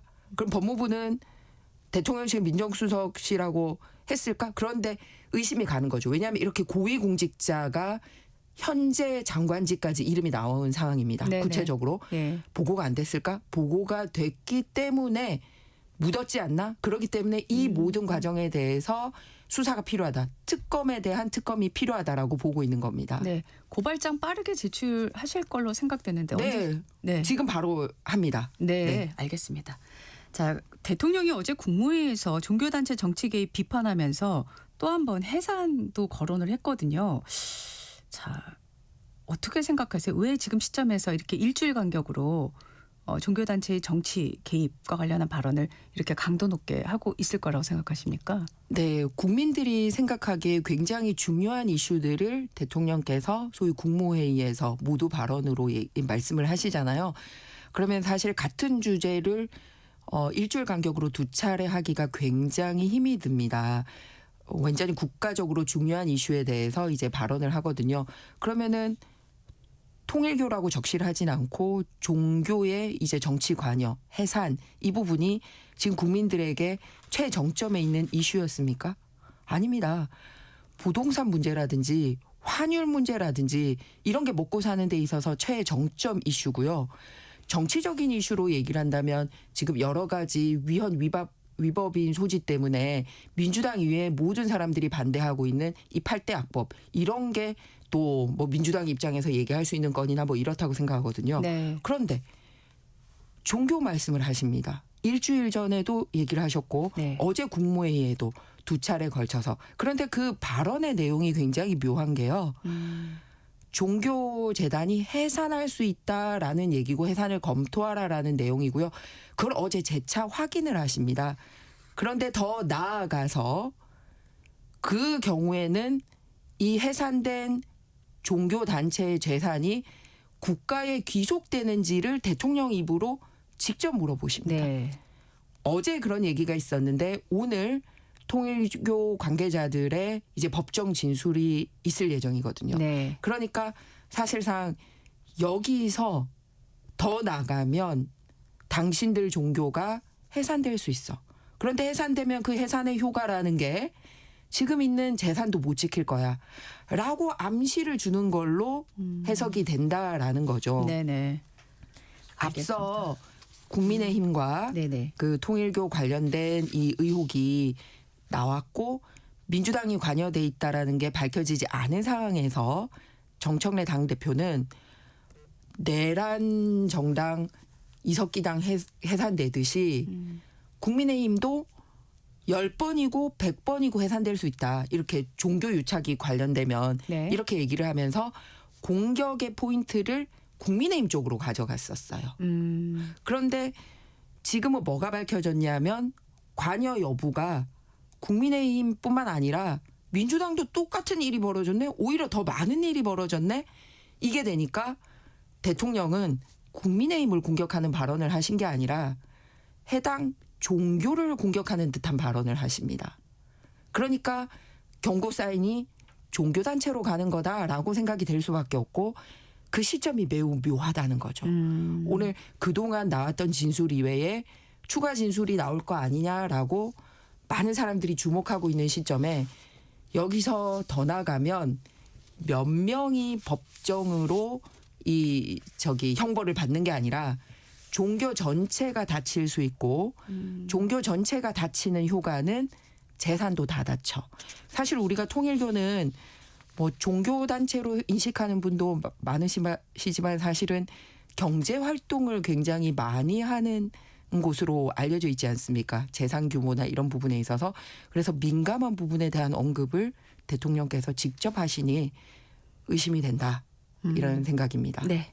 자, 어제 이제 정기국회 마지막 날에 필리버스터를 진행을 했는데 잠시만요. 그거 가기 전에 네네. 하나 더. 네. 대통령께서 직접 관여되는 통일교 관련된 내용이 있어서 그 부분을 좀 말씀을 드렸으면 합니다. 네. 어떤 내용일까요? 예.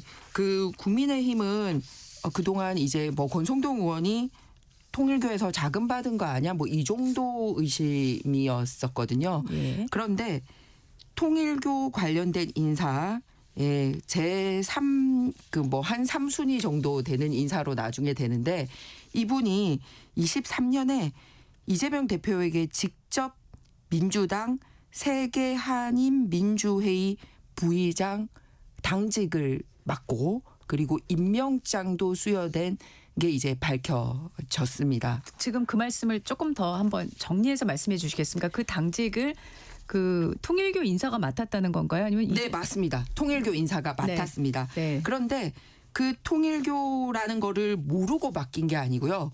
통일교 인사인지 알고 맡겼다라는 겁니다. 그 당직을 다시 한 번만 말씀해 주시겠습니까? 세계 한인 민주회의라는 당직입니다. 어떤 당직이냐면요. 네.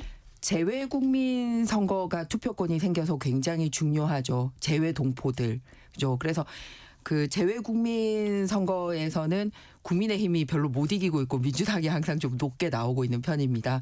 그 재외 동포를 소위 그 함께하는 그 당직이 전 세계 재외 동포를 소위 관리라고 얘기해야 되나 함께하는 당직이 세계 한인 민주회의라는 당직입니다.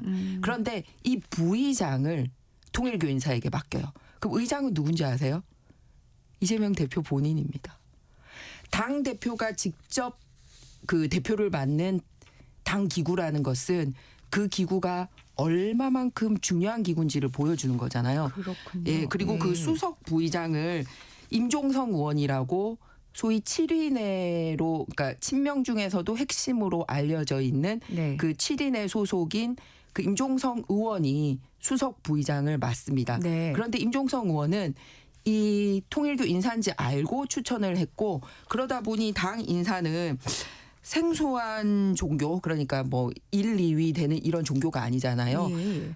그 심지어는 민주당 관계자는 생소한 이단 종교인에게 당직을 맡기는 게 이례적 반응이라는 당내 반응이 있었다라고까지 이 워딩을 합니다. 네. 그렇게 해서 맡겼거든요. 네네. 왜? 그러다 보니 이 당직을 맡으신 분이 이제 종교직이다 보니 또 우리가 좀 여전히 생소한데 예. 그 안에서 이제 중요 당직을 그러니까 한 3등 정도 되는 당직을 네. 맡아요. 그러다 보니 이번에 종교 관련된 압수수색이 있을 때 네네. 아, 내가 압수수색 막을 수 있어. 막 이런 식으로 그 민주당과의 친분을 과시해서 이 수사망에서 피해갈 수 있다라고 자신하고 다녔다라는 것까지 현재 언론에 나오고 있는 상황입니다. 알겠습니다. 그래서 관여 정도가 네.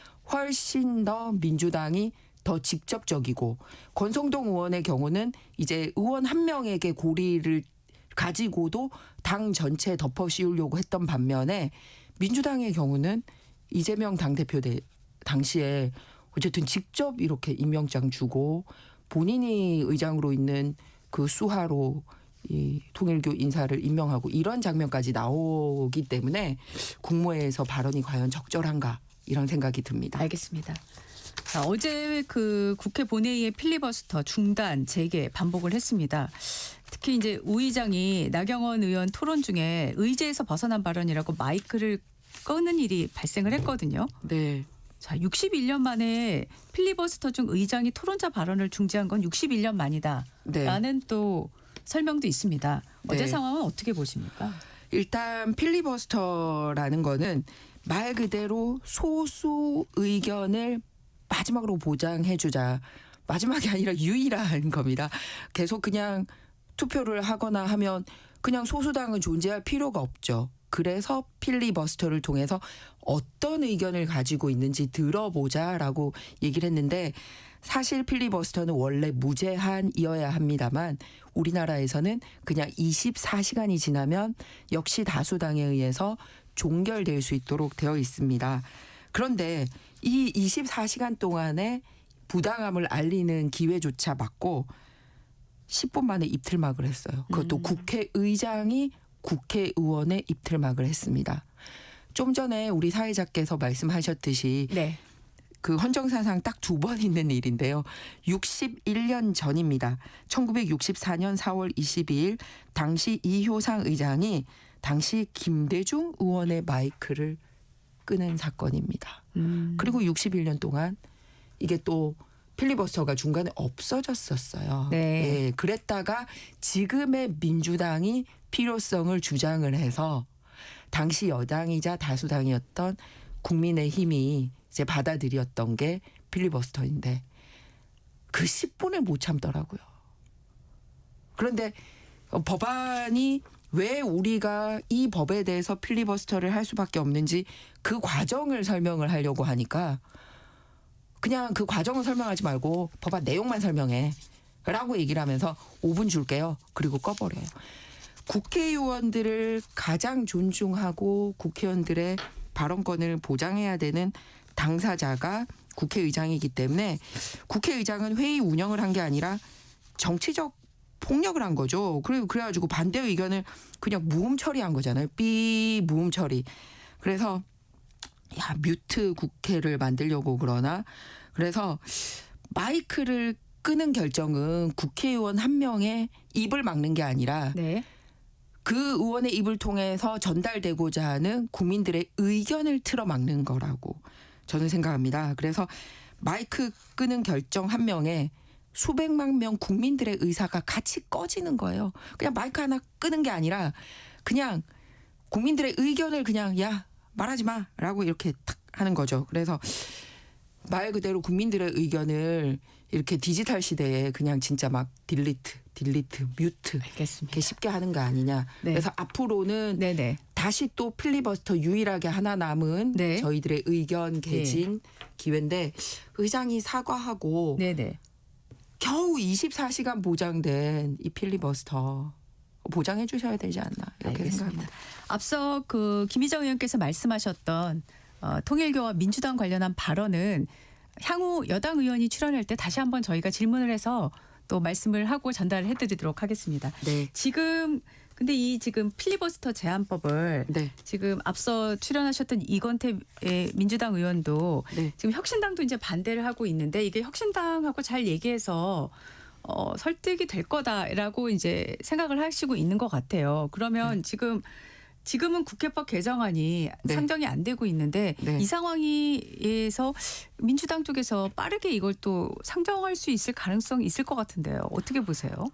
그러니까 이제 사실은 표결하면 무조건 민주당이 될 수밖에 없지 않습니까? 예. 그래서 그나마 남아 있는 게 뭐냐면 이제 의견을 한번 얘기를 할 수 있는 기회를 달라라는 거거든요. 예. 그런데 그동안 잘 아시지만 상임위원회에서 마지막 게이트키핑이 어디였습니까?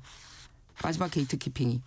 법안 심사 소위. 네, 예, 법사위죠. 법사위원회에서 그나마 이제 이 법안과 관련돼서 논의를 할 수 있는 기회를 가지고 국민들이 그거를 통해서 봤거든요. 네네. 그러면은 여러분들 그 법사위에서 그런 기회 못 가졌거든요. 그러니까 이제 본회의도 그냥 이렇게 갑니다. 그러면은 24시간 동안이라도 국민들에게 알리고 그다음에 그거를 통해서 생각해 볼 수 있는 기회를 가지자라는 거거든요. 그러면 제가 구체적으로 이 필리버스터가 마지막 보루이고 어떻게 국회가 일방 독재로 흐르고 있는지를 수치로 말씀을 드리겠습니다. 그냥 토론 없이 표결을 한 게 이제 19대 국회에서는 처음으로 그런 일이 드러났습니다만 이제 20대, 21대 이렇게 오면서 10건, 7건 뭐 이 정도였어요. 근데 네. 21대 국회 때부터 네.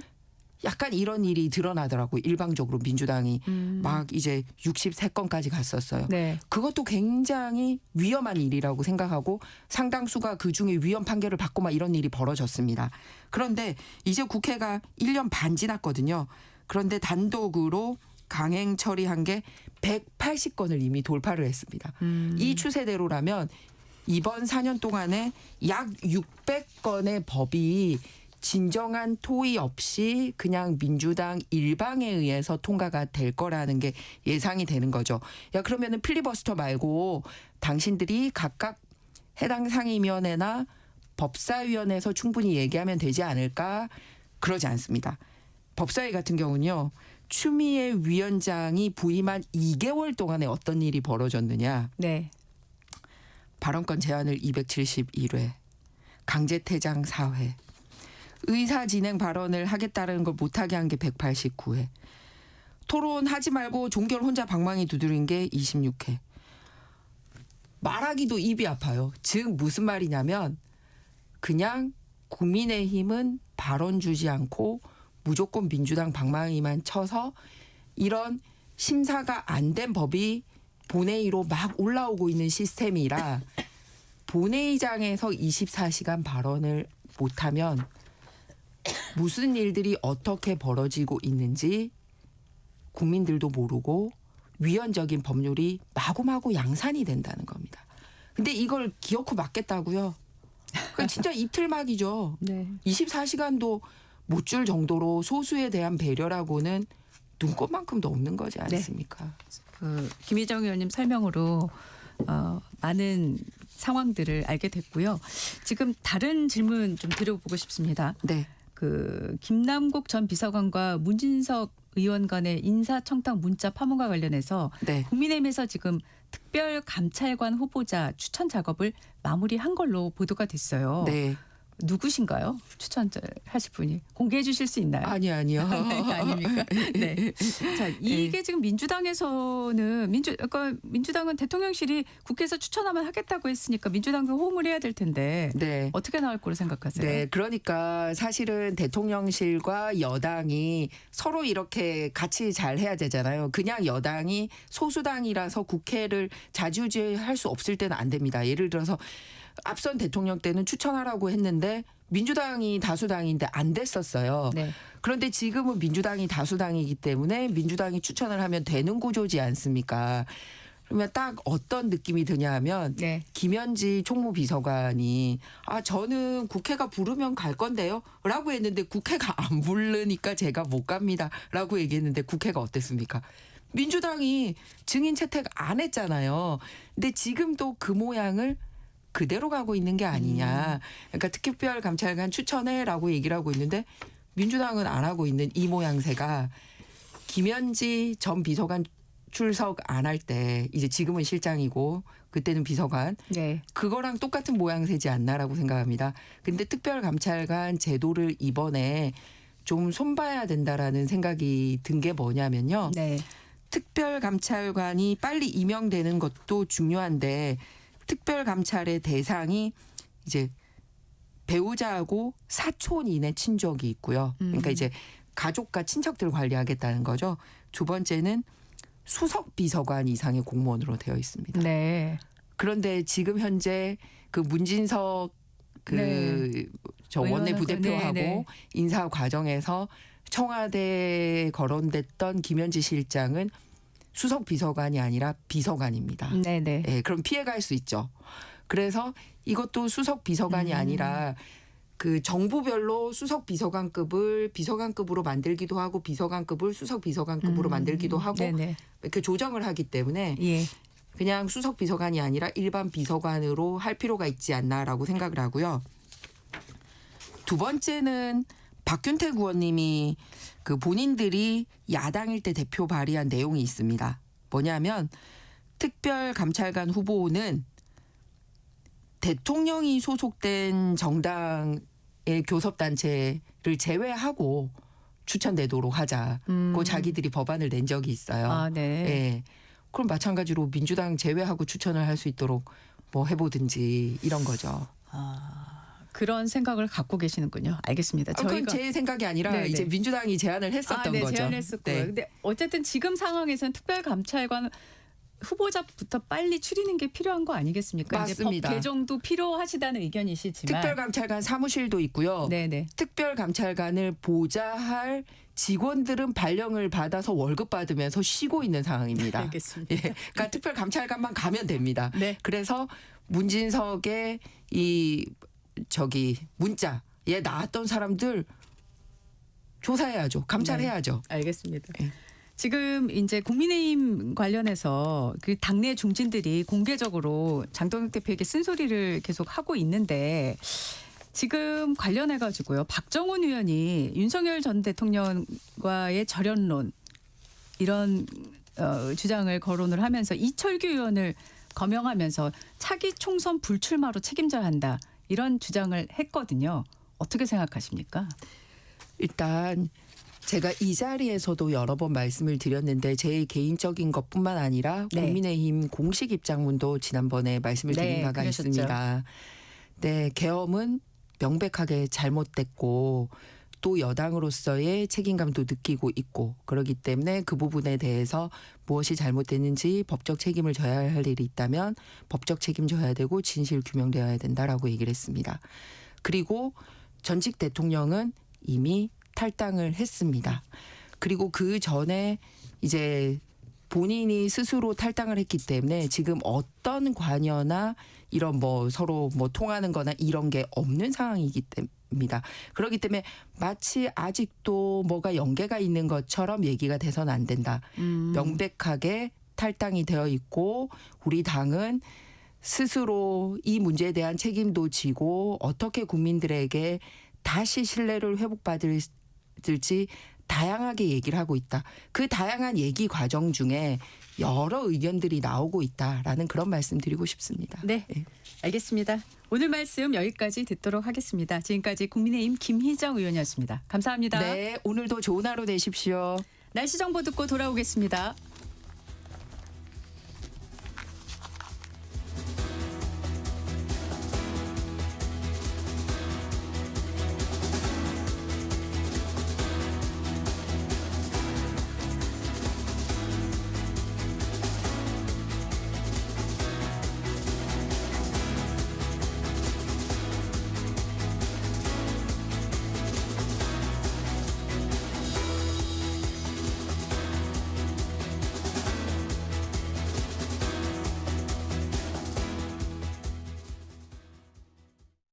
잠시 후 8시 반부터 일부 지역국에서는 해당 지역 방송을 보내드립니다. 워렌 버핏은 가치 투자, 필립 피셔는 성장주 투자, 피터 린치는 장기 투자. 방법은 달라도 목표는 하나. 성기영의 경제쇼가 성공의 길로 안내합니다. 깊이 있게, 명쾌하게, 지금 이 시대 경제에 관한 모든 것을 알려드립니다. 평일 오후 4시 5분 성기영의 경제쇼와 함께하십시오.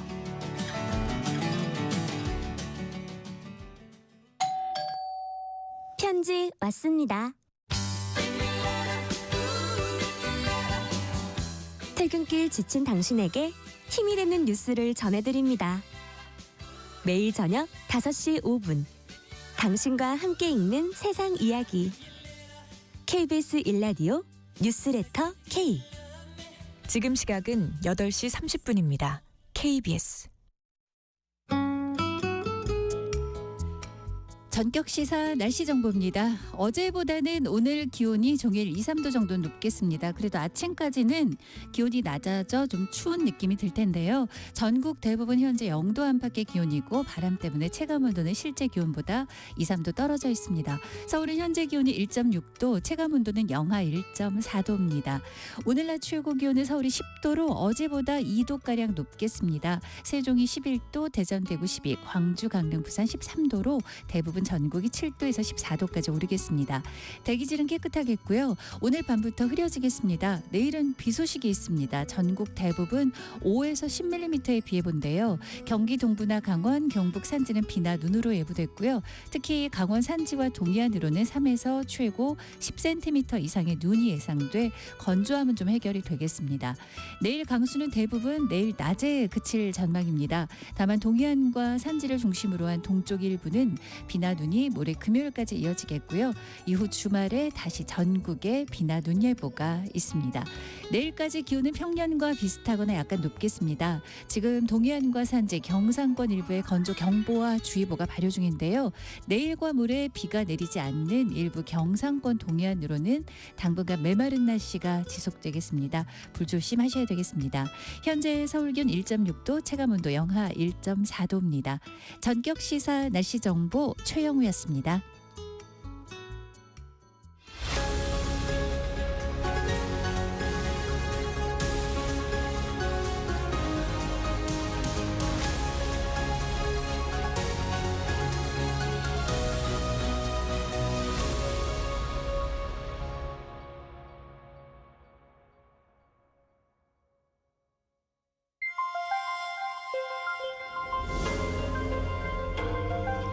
KBS 1라디오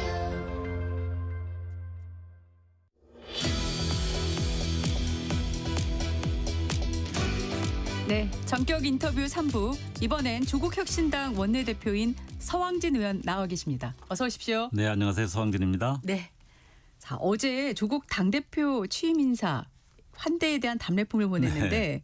좀 화제가 된 게 있습니다. 네. 국민의힘에만 떡이 아닌 사과, 네. 과일 사과죠. 보내셨는데 누구 아이디어였는지 무슨 뜻인지 네, 궁금합니다. 당직자들의 아이디어인데요. 네. 기본적으로는 조국 당대표가 이제 전당대회에 당대표 취임을 했고 각 당을 예방을 해서 환대를 받았다고 생각하기 때문에 거기에 대한 답례 인사가 기본이고요. 네.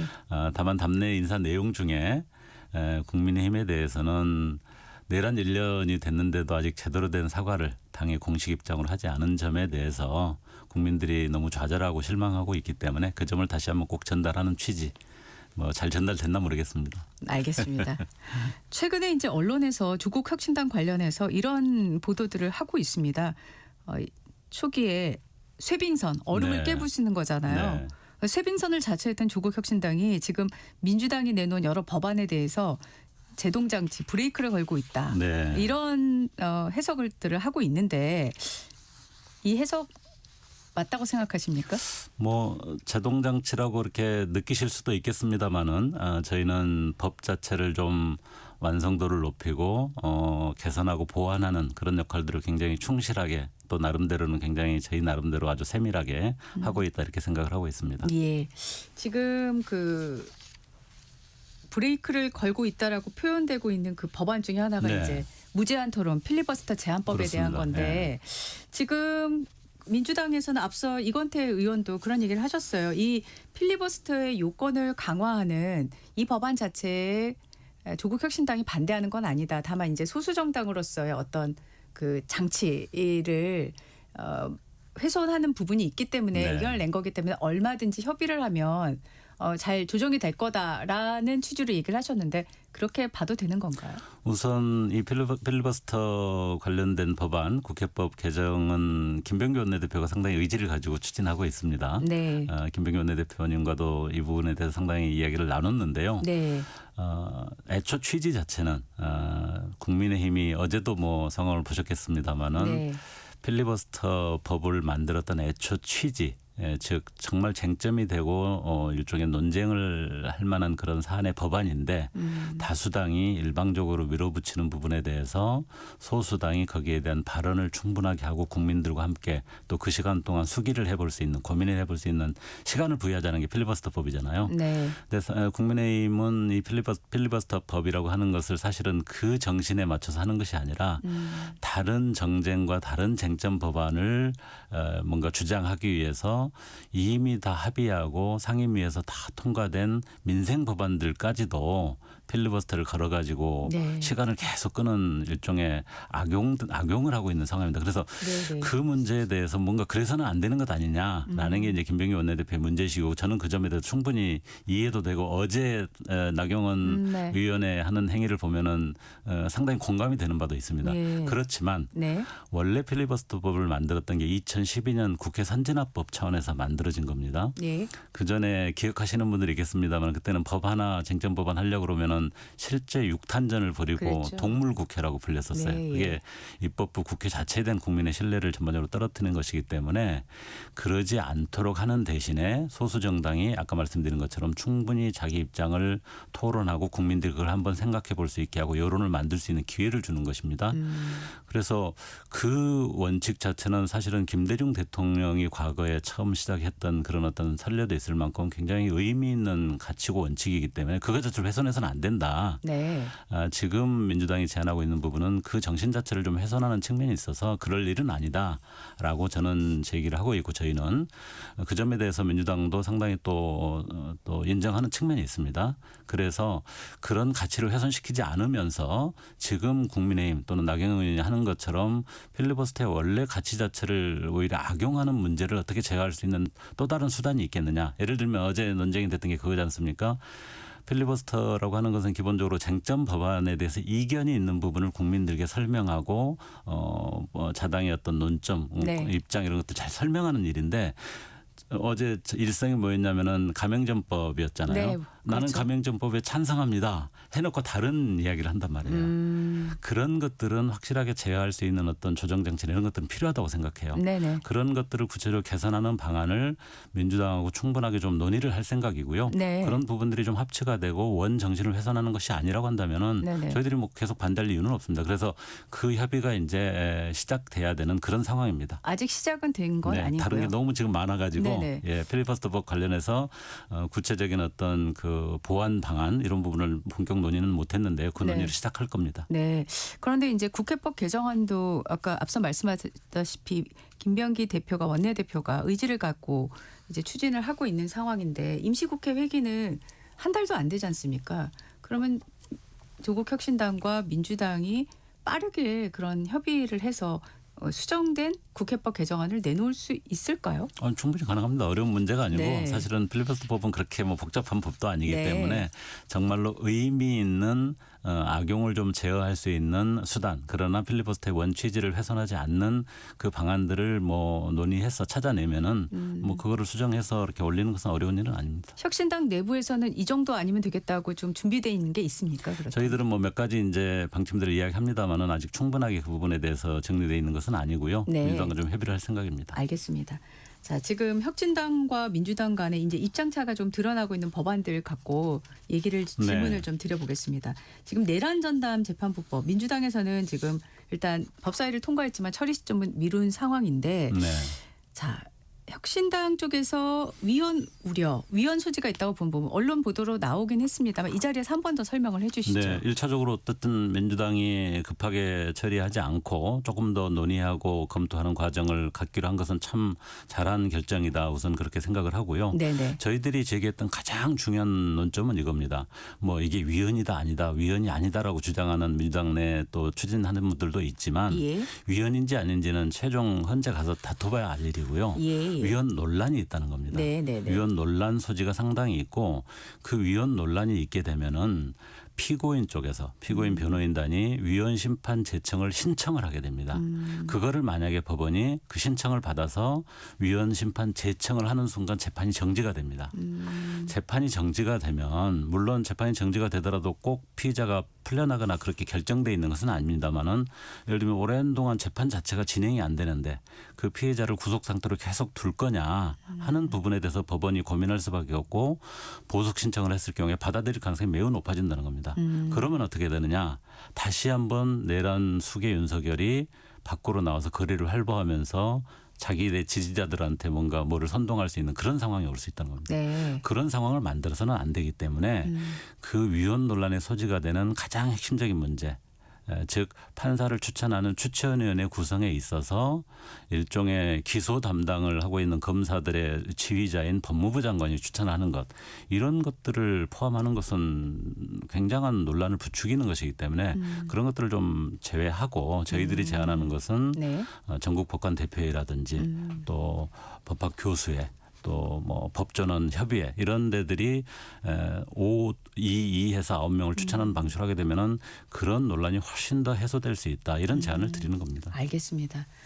자, 지금 그 내란 전담 재판부에 대한 조국 혁신당의 그런 생각이 계속 보도가 되고는 있는데도 그 일부에서는 이거 내란에 대해서 조국 혁신당 입장이 바뀐 거 아니야 이런 또 생각들도 나오고 있는 게 사실이거든요. 이런 생각을 하시는 분들에게는 뭐라고 말씀을 해주시겠습니까? 우선 뭐 그거는 매우 오해라고 생각을 하고요. 네. 저희들이 이 내란 전담 재판부 법에 대해서 입장을 낼 때 내란 전담 재판부는 반드시 필요하다. 그러나 그 법을 세밀하게 잘 준비하지 않으면 아까 말씀드린 것 같은 아주 정말 치명적인 심각한 부작용이 발생할 수 있다. 네. 이 점을 제대로 보완하지 않고서 막 밀어붙이는 것은 능사가 아니다라는 것이고요. 네. 쭉 확인해 보니까 그 민주당 정책의총에서도 저희의 제안에 대해서 공감하는 의견들이 매우 많이 나왔고 예. 또 대통령실에서도 사실상 저희들이 제기하는 위헌 소지를 없애고 2심부터 이것을 적용하는 것이 적절하다고 하는 것이 오히려 대통령실도 그런 의견이라는 게 상당히 확인되고 있어서 내란 전담 재판부법을 가져가는 보다 효율적이고 정확한 방안 이걸로 이해하시는 게 좋겠다. 네. 그렇게 생각합니다. 민주당과의 협의 과정을 좀 빠르게 진행하셔야 될 것 같은 상황인데 예. 협상을 하게 된다면 어떻게 원내대표이신 의원님께서 직접 나서야 물론 됩니까? 원내대표단도 굉장히 깊이 있게 논의를 지금 하고 있고요. 네. 또 실제 법안을 추진하고 있는 법사위에서도 그 논의가 좀 더 진행이 될 건데요. 네. 저희가 보기에는 상당 정도는 조정 협의가 되는 수준까지 오지 않았나 그렇게 기대를 하고 있습니다. 네. 뭐 이번 주 내로도 협의체를 가동할 뭐 민주당이 생각이십니까? 근데 외부 로펌에다가 또 의견도 이렇게 요청을 해놨고 해서 그런 결과들이 나와야 되기 때문에 네네. 뭐 그런 정도 시간은 필요한 것 같습니다. 알겠습니다. 네. 자, 이재명 대통령이 국무회의에서 한 발언이 계속 화제가 되고 있는데 특히 이제 개혁에 대해서 얘기한 부분 저항 없는 변화는 변화가 아니다. 개혁은 가죽을 벗기는 일이다. 어떻게 들으셨습니까? 이 발언에 대해서. 제가 지금 그 부분은 어떤 맥락에서 말씀하신지는 제가 정확하게 확인은 못했는데 예. 개혁이라고 하는 것이 그렇게 어렵습니다. 혁명보다 더 어렵다고 이야기하는 게 그렇지 않습니까? 그래서 개혁의 필요성, 방향, 추진 의지 이런 것들은 확고해야 되지만 그러나 그것을 실행하는 방법론에 있어서는 국민도 설득할 수 있어야 되고 우리가 현재 가지고 있는 헌법이나 법제도 자체를 근본적으로 막 너무 어겨가지고 그거 자체가 그것 때문에 좌초되거나 하는 일이 없도록 굉장히 슬기롭고 정확하게 해야 된다는 점입니다. 저는 이재명 대통령이 그런 부분에 있어서 굉장히 지향하는 원칙 그러나 그것을 풀어나가는 방법론 이런 부분에 있어서 아주 정확하고 실용적인 어떤 관점을 가지고 있다는 점에 대해서 굉장히 네. 높이 평가하고 뭐 그런 점에 대해서 저희는 항상 동의하는 바입니다. 예. 또 이 대통령께서 어제 국무회의에서 종교단체 등 법인체가 헌법과 법률에 위반되는 지탄받을 행위를 하면 해산시켜야 한다. 일주일 전에도 또 유사한 발언을 해서 이 발언이 통일교를 겨냥한 것이다. 라는 해석들이 지금 많이 나오고 있는데 일단 혁신당 입장도 같으신 건가요? 우선 대통령은 원칙을 분명하게 이야기를 하시는 편인 것 같아요. 그 원칙에 각에서 그 문제를 구체적으로 어떻게 풀어갈 거냐 하는 것은 또 아주 정확하고 정밀하게 해야 되지만 그 원칙에 대해서 저희는 동의합니다. 사람이든 또는 법인격이든 어느 것도 헌법이나 법률에 의해서 군림할 수는 없습니다. 종교법인이라는 것도 마찬가지죠. 종교법인이라고 그래서 종교의 어떤 숭고한 이름을 가지고서 헌법 정신을 위배하거나 내란을 선동하거나 법을 위반하거나 금품을 주거나 정치에 직접 개입하거나 이런 것은 안 되죠. 법인이 만약 그랬다면 그 법인은 해산되는 게 맞다고 생각합니다. 네. 지금 그 통일교의 정치권 접촉이 이제 국민의힘뿐만 아니라 민주당 쪽과도 있었다라는 그런 보도가 계속 나오고 있고 어제 관련해서 그 특검이 사건을 국수본으로 지금 이첩을 했지 않습니까? 네. 근데 이 와중에 또 민주당 쪽의 접촉 인사가 뭐 전재수 해수부 장관이다라는 실명까지 이제 거론이 됐어요. 네. 물론 전 장관은 허위다. 강력하게 대응하겠다 그렇습니다. 이런 입장이고요. 자, 이 논란 혁신당에서는 어떻게 보고 계십니까? 우선 뭐 국민의힘은 통일교로부터 금품을 수수해서 그 당사자인 권성동 의원이 지금 구속 상태이기도 하고요. 또 실제 당대표 선거 과정에서 매우 깊숙이 개입했다라는 뭐 근거들이 나오고 있습니다. 물론 재판이 최종 종료돼봐야겠습니다만. 네. 그런데 국민의힘뿐만 아니라 민주당에도 통일교가 그렇게 상당히 영향을 미쳤다라는 지금 의혹이 제기가 되고 있기 때문에 우선 굉장히 충격적이고요. 이 문제에 대해서는 민주당도 매우 투명하고 정정당당하게 그 조사나 수사에 임해야 된다고 생각합니다. 그래서 저는 이 차제에 국민의힘도 그렇고 민주당도 그렇고 통일교 또 뭐 일각에서 얘기되고 있는 신천지 등의 이런 종교 기관들이 정치에 개입하고 불법적인 행위를 하고 그걸 통해서 또 자기들의 어떤 이익을 이렇게 만들어내는 어떤 로비를 하고 이런 부분들을 좀 분명하게 철저히 수사해서 다 드러내고 차제의 그 부분에 대해서 좀 뭔가 환부를 도려낼 필요가 있다고 생각을 합니다. 네, 알겠습니다. 특검이 근데 그 8월에 인지하고도 지금 4개월이 지나서야 사건을 그것도 이제 언론 보도가 돼서야 비로소 이제 이첩을 했잖아요. 이 부분은 좀 문제가 있다라고 보십니까? 어떠십니까? 특검 인지 시점이나 뭐 특검이 그 과정에서 어떻게 했는지는 제가 정확하게 알지는 못합니다만은 분명한 것은 특검법이라고 하는 것은 그 특검법에 규정된 정확하게 소위 수사하고 기소를 해야 될 사안이 규정돼 있습니다. 특검이 중간 과정에서 이러저런 사안들이 불법이 확인됐다 그래서 다 그런 것들을 다루는 것은 아닙니다. 왜냐하면 특검이라고 하는 것은 고위공직자나 무슨 뭐 대통령 친인척이 문제를 발생시켰는데 그 영향력 때문에 검찰이 독립적으로 제대로 할 수 없다 그래서 특별하게 규정한 일종의 수사 방식 아니겠습니까? 그렇기 때문에 법 안에 그 법에서 다루고 조사하고 기소해야 될 대상이 아주 명확하게 규정돼 있습니다. 그렇지 않은 부분은 국수본으로 이관하는 것이 맞죠. 저는 그거는 뭐 정당한 절차라고 생각하는데 특검이 뭐 인지 시점이나 그 중간 과정에서 뭐를 뭉개거나 이런 사실이 있었는지는 제가 확인한 바가 없어서 그런 부분이 있다면 그 점은 또 지적받을 수 있다고 생각합니다. 네.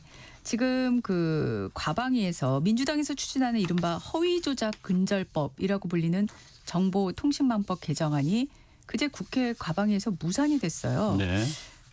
분석에 따르면 조국 혁신당의 이탈이 결정적이었다라고 하는데 이 분석이 맞는지 일단 궁금하고 아까부터 이제 제동장치 얘기를 계속 하는데 제동을 건 이유가 뭔지 궁금합니다. 우선 이 정통망법이 처음 발의됐을 때부터 조국혁신당은 특히 이제 언론 현장에 있는 뭐 현업 관계자들 또 시민단체 전문가들하고 상당히 많은 논의를 하면서 취지 자체는 저희들도 역시 공감을 합니다. 왜냐하면 너무 가짜 뉴스가 남발되고 또 그것이 그냥 가짜 뉴스 정도가 아니라 경제적 이익을 그걸 통해서 수익을 창출하기 위한 아주 고도의 또 반복적인 그런 행위들이 있어서 여론을 왜곡하고 심지어는 내란을 선동하고 그런 문제가 너무 심각해서 그 부분을 제어하고 관리하는 것은 필요하다고 생각합니다. 네. 그것 때문에 이제 정통방법이 이제 개정안이 나온 건데요. 네네. 다만 그 내용이 예를 들면 공익을 위한 언론 보도 자체를 위축시키거나 또는 뭐 사실적지 명예훼손 처벌 규정 이런 걸 가지고서 언론 본연의 비판 감시 기능 자체를 너무 위축시키는 그런 문제가 있을 수 있다는 점. 네네. 그다음에 특히 플랫폼 사업자가 요즘은 모든 여론과 뭐 언론의 내용들을 담고 있지 않습니까?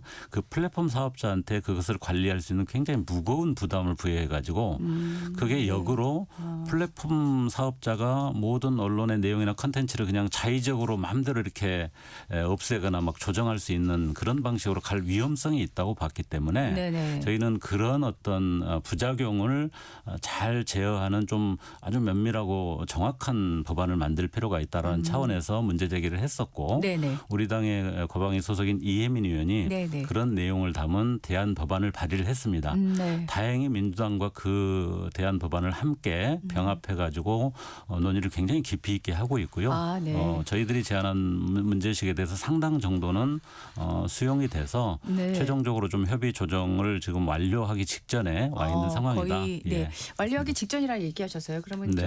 그 조정된 안에 핵심 내용을 좀 소개해 주신다면. 아까 말씀드렸던 그런 부분들에 대해서는 상당 정도는 다 네. 저희들이 문제제기한 부분들을 수용하는 것으로 돼 있고요. 네네.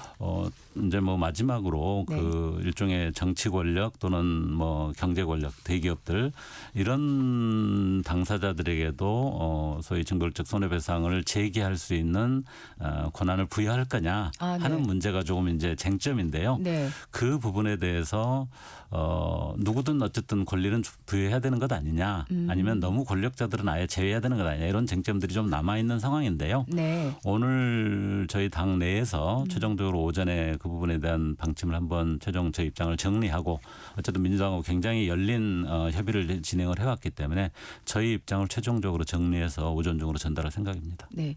다각도로 여러 법안들에 대해서 지금 혁신당과 민주당 간에 이제 의사소통을 해야 되는 상황이 계속 그렇습니다. 전개가 되고 있는 것 같고 그래서 어제 민주당의 원내대표단 회의체 구성을 제안을 했어요. 네. 이 회의체가 어떤 식으로 운영을 하자는 생각이신 건가요? 사실은 뭐 어려운 이야기는 아닙니다. 네. 내란 그 혹독한 내란 과정 또 대선 전에는 민주당, 조국혁신당, 진보당, 기본소득당, 사회민주당 저희는 이제 개혁 5당이라고 부릅니다. 예. 개혁 5당이 일상적으로 협의를 했고 원탁회의란 걸 만들어서 네네네. 중요한 사안들을 협의를 했었습니다. 네. 그리고 그 원탁회의에서 굉장히 중요한 합의도 했었죠. 네. 근데 이제 대선 이후에 뭐 처리해야 될 여러 가지 현안도 많고 새 정부 구성하는 과정들이 많기 때문에 또 민주당도 뭐 당대표를 새로 선출하고 그런 예. 과정에서 중단이 됐는데 아직까지 네. 그게 이제 잘 이행도 되지 않고 협의 체계도 좀 잘 진전이 안 됐습니다. 그걸 네. 다시 복원하자는 취지고요. 아, 예. 지금 주요 쟁점 법안들에 대해서 사실은 조국혁신당이나 다른 개혁적인 소수 정당들의 여러 가지 제안이나 문제의식이 충분하게 검토되고 논의하면 잘 이렇게 협의가 될 수 있는 사안인데도요. 네. 그게 좀 원활하지 않았던 부분을 좀 개선하자 이런 취지고 민주당에서도 뭐 이미 그런 협의를 하고 있기 때문에 저는 네. 긍정적으로 기대를 하고 있습니다. 네. 지금 그 문인석 원내 운영 수석 부대표와 김남국 전 비서관 사이의 인사청탁 문자 이후에 불거진 특별 감찰관 임명. 네. 이게 지금 사실 이재명 대통령의 공약이기도 했는데 그렇습니다. 예. 아직까지 이제 임명이 안 되고 있는 상황이지 않습니까? 혁신당의 입장이 일단 궁금하고 네. 지금 아까 앞서 김희정 의원도 얘기하셨지만 국민의힘은 후보자 추천 작업을 만료했다고 네, 해요. 그렇게 봤습니다. 예, 속도를 내야 될 거라고 생각하는데 어떻게 생각하십니까? 저는 빨리 해야 된다고 생각하고요. 네. 대통령실도 하겠다는 거 아닙니까? 네, 국회에서 네. 추천해달라고 하는 거니까 네, 네.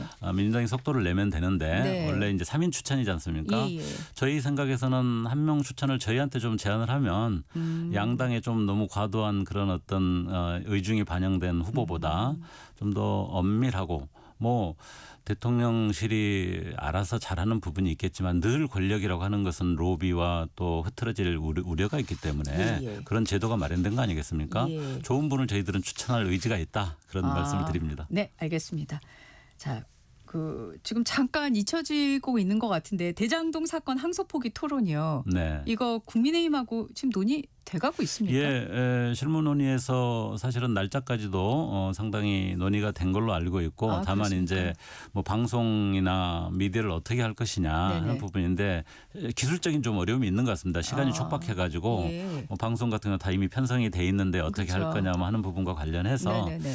그 세부 협의를 한 번 더 해야 되는 상황으로 알고 있고 그 부분만 기술적인 문제가 해결되면은 바로 할 수도 있는 상황입니다. 바로 할 수도 예. 있는 상황이고요. 그러면 제일 궁금한 게 공중파를 이용해서 하시는지 그리고 또 연내하시는지 뭐 윤곽을 당연히. 조금 얘기해 그렇습니다. 주실 수 뭐 있으면 네. 제가 최종적으로 지금 어떻게 실무 협의가 마무리됐는지는 아직 업데이트는 안 됐습니다만 예. 제가 들은 바로는 16일 정도를 서로 이렇게 이야기를 했었고 예. 공중파 방송도 제한이 됐는데 네네. 아까 말씀드린 것처럼 그 공중파 방송이 연말 편성이 이미 다 돼 있고 그 날짜에 그걸 할 수 있는 조건 자체가 여의치 않은데 그러면 어떻게 할 거냐 하는 부분을 다시 한번 아마 협의를 해야 되는 상황이고 뭐 유튜브나 이런 걸 통해서 할 수도 있고 네네. 또 다른 대안 뭐 공중파가 있으면 뭐 그것도 할 수 있을 거라서 네네. 그 협의가 어떻게 됐는지 한번 확인을 해봐야 될 것 같습니다. 네. 민주당 쪽에서는 참여 있습니까? 민주당은 참여 의사를 확인하지 않은 걸로 알고 있습니다. 아마 네. 뭐 안 할 거로 저희는 생각을 하고 있습니다. 아, 네. 16일이면 다음 주 정도로 그래서 좀 일정이 급해서 뭐 일정 자체가 조금 조정될 수도 있긴 있습니다. 네네. 네. 자, 교섭단체 요건 완화 지난번에도 네. 말씀을 하셨잖아요. 근데 얼마 전에 조국 대표가 이 부분과 관련해서 구걸하지 않겠다 이런 말씀을 하신 걸로 보도가 됐어요. 네. 어떤 의미라고 저희가 봐야 될까요? 뭐 그 부분은 어떻게 보면은 뭐 아쉬움 섭섭함의 표현이라고 저는 생각을 하는데요. 네네. 아까 말씀드린 것처럼 그 내란의 엄혹한 과정을 함께 했고 대선 과정에서 조국혁신당은 대선 후보를 내지 않으면서 이재명 후보를 지지를 했었죠. 네네. 그게 내란을 제대로 청산하기 위한 굉장히 중요한 상호 연합체를 잘 유지하는 방안이라고 생각했는데 네네. 그 연합을 잘 유지하는 핵심 방안 중에 또 하나가 결선 투표제하고 그렇죠. 교섭단체 기준 완화입니다. 그걸 다 약속을 했던 사안인데 네네. 약속은 이행하면 되는 거지 우리들이 계속 무슨 부탁할 일은 아니다. 그런 취지로 말씀하신 걸로 알고 있습니다. 네. 약속이라고 얘기를 하셨잖아요. 네. 민주당 쪽에서는 지금 이 관련해서 전혀 반응이 없는 건가요? 지난번 조국 대표가 민주당 그때 네. 방문했을 때 정청래 대표를 만났지 않습니까? 네, 네. 정개특위를 만들겠다고 약속은 했기 때문에 네. 그걸 좀 빨리 진행하고 민주당이 전향적인 태도를 좀 가질 필요가 있다 그렇게 생각합니다. 네, 알겠습니다. 자, 오늘 말씀은 그럼 여기까지 듣도록 하겠습니다. 지금까지 서왕진 조국혁신당 원내대표와 말씀 나눴습니다. 감사합니다. 고맙습니다. 네. 자, 12월 12일 전격시사 오늘 여기까지 하고요. 저는 소현정이었습니다. 내일 아침 7시 5분에 다시 돌아오겠습니다. 고맙습니다.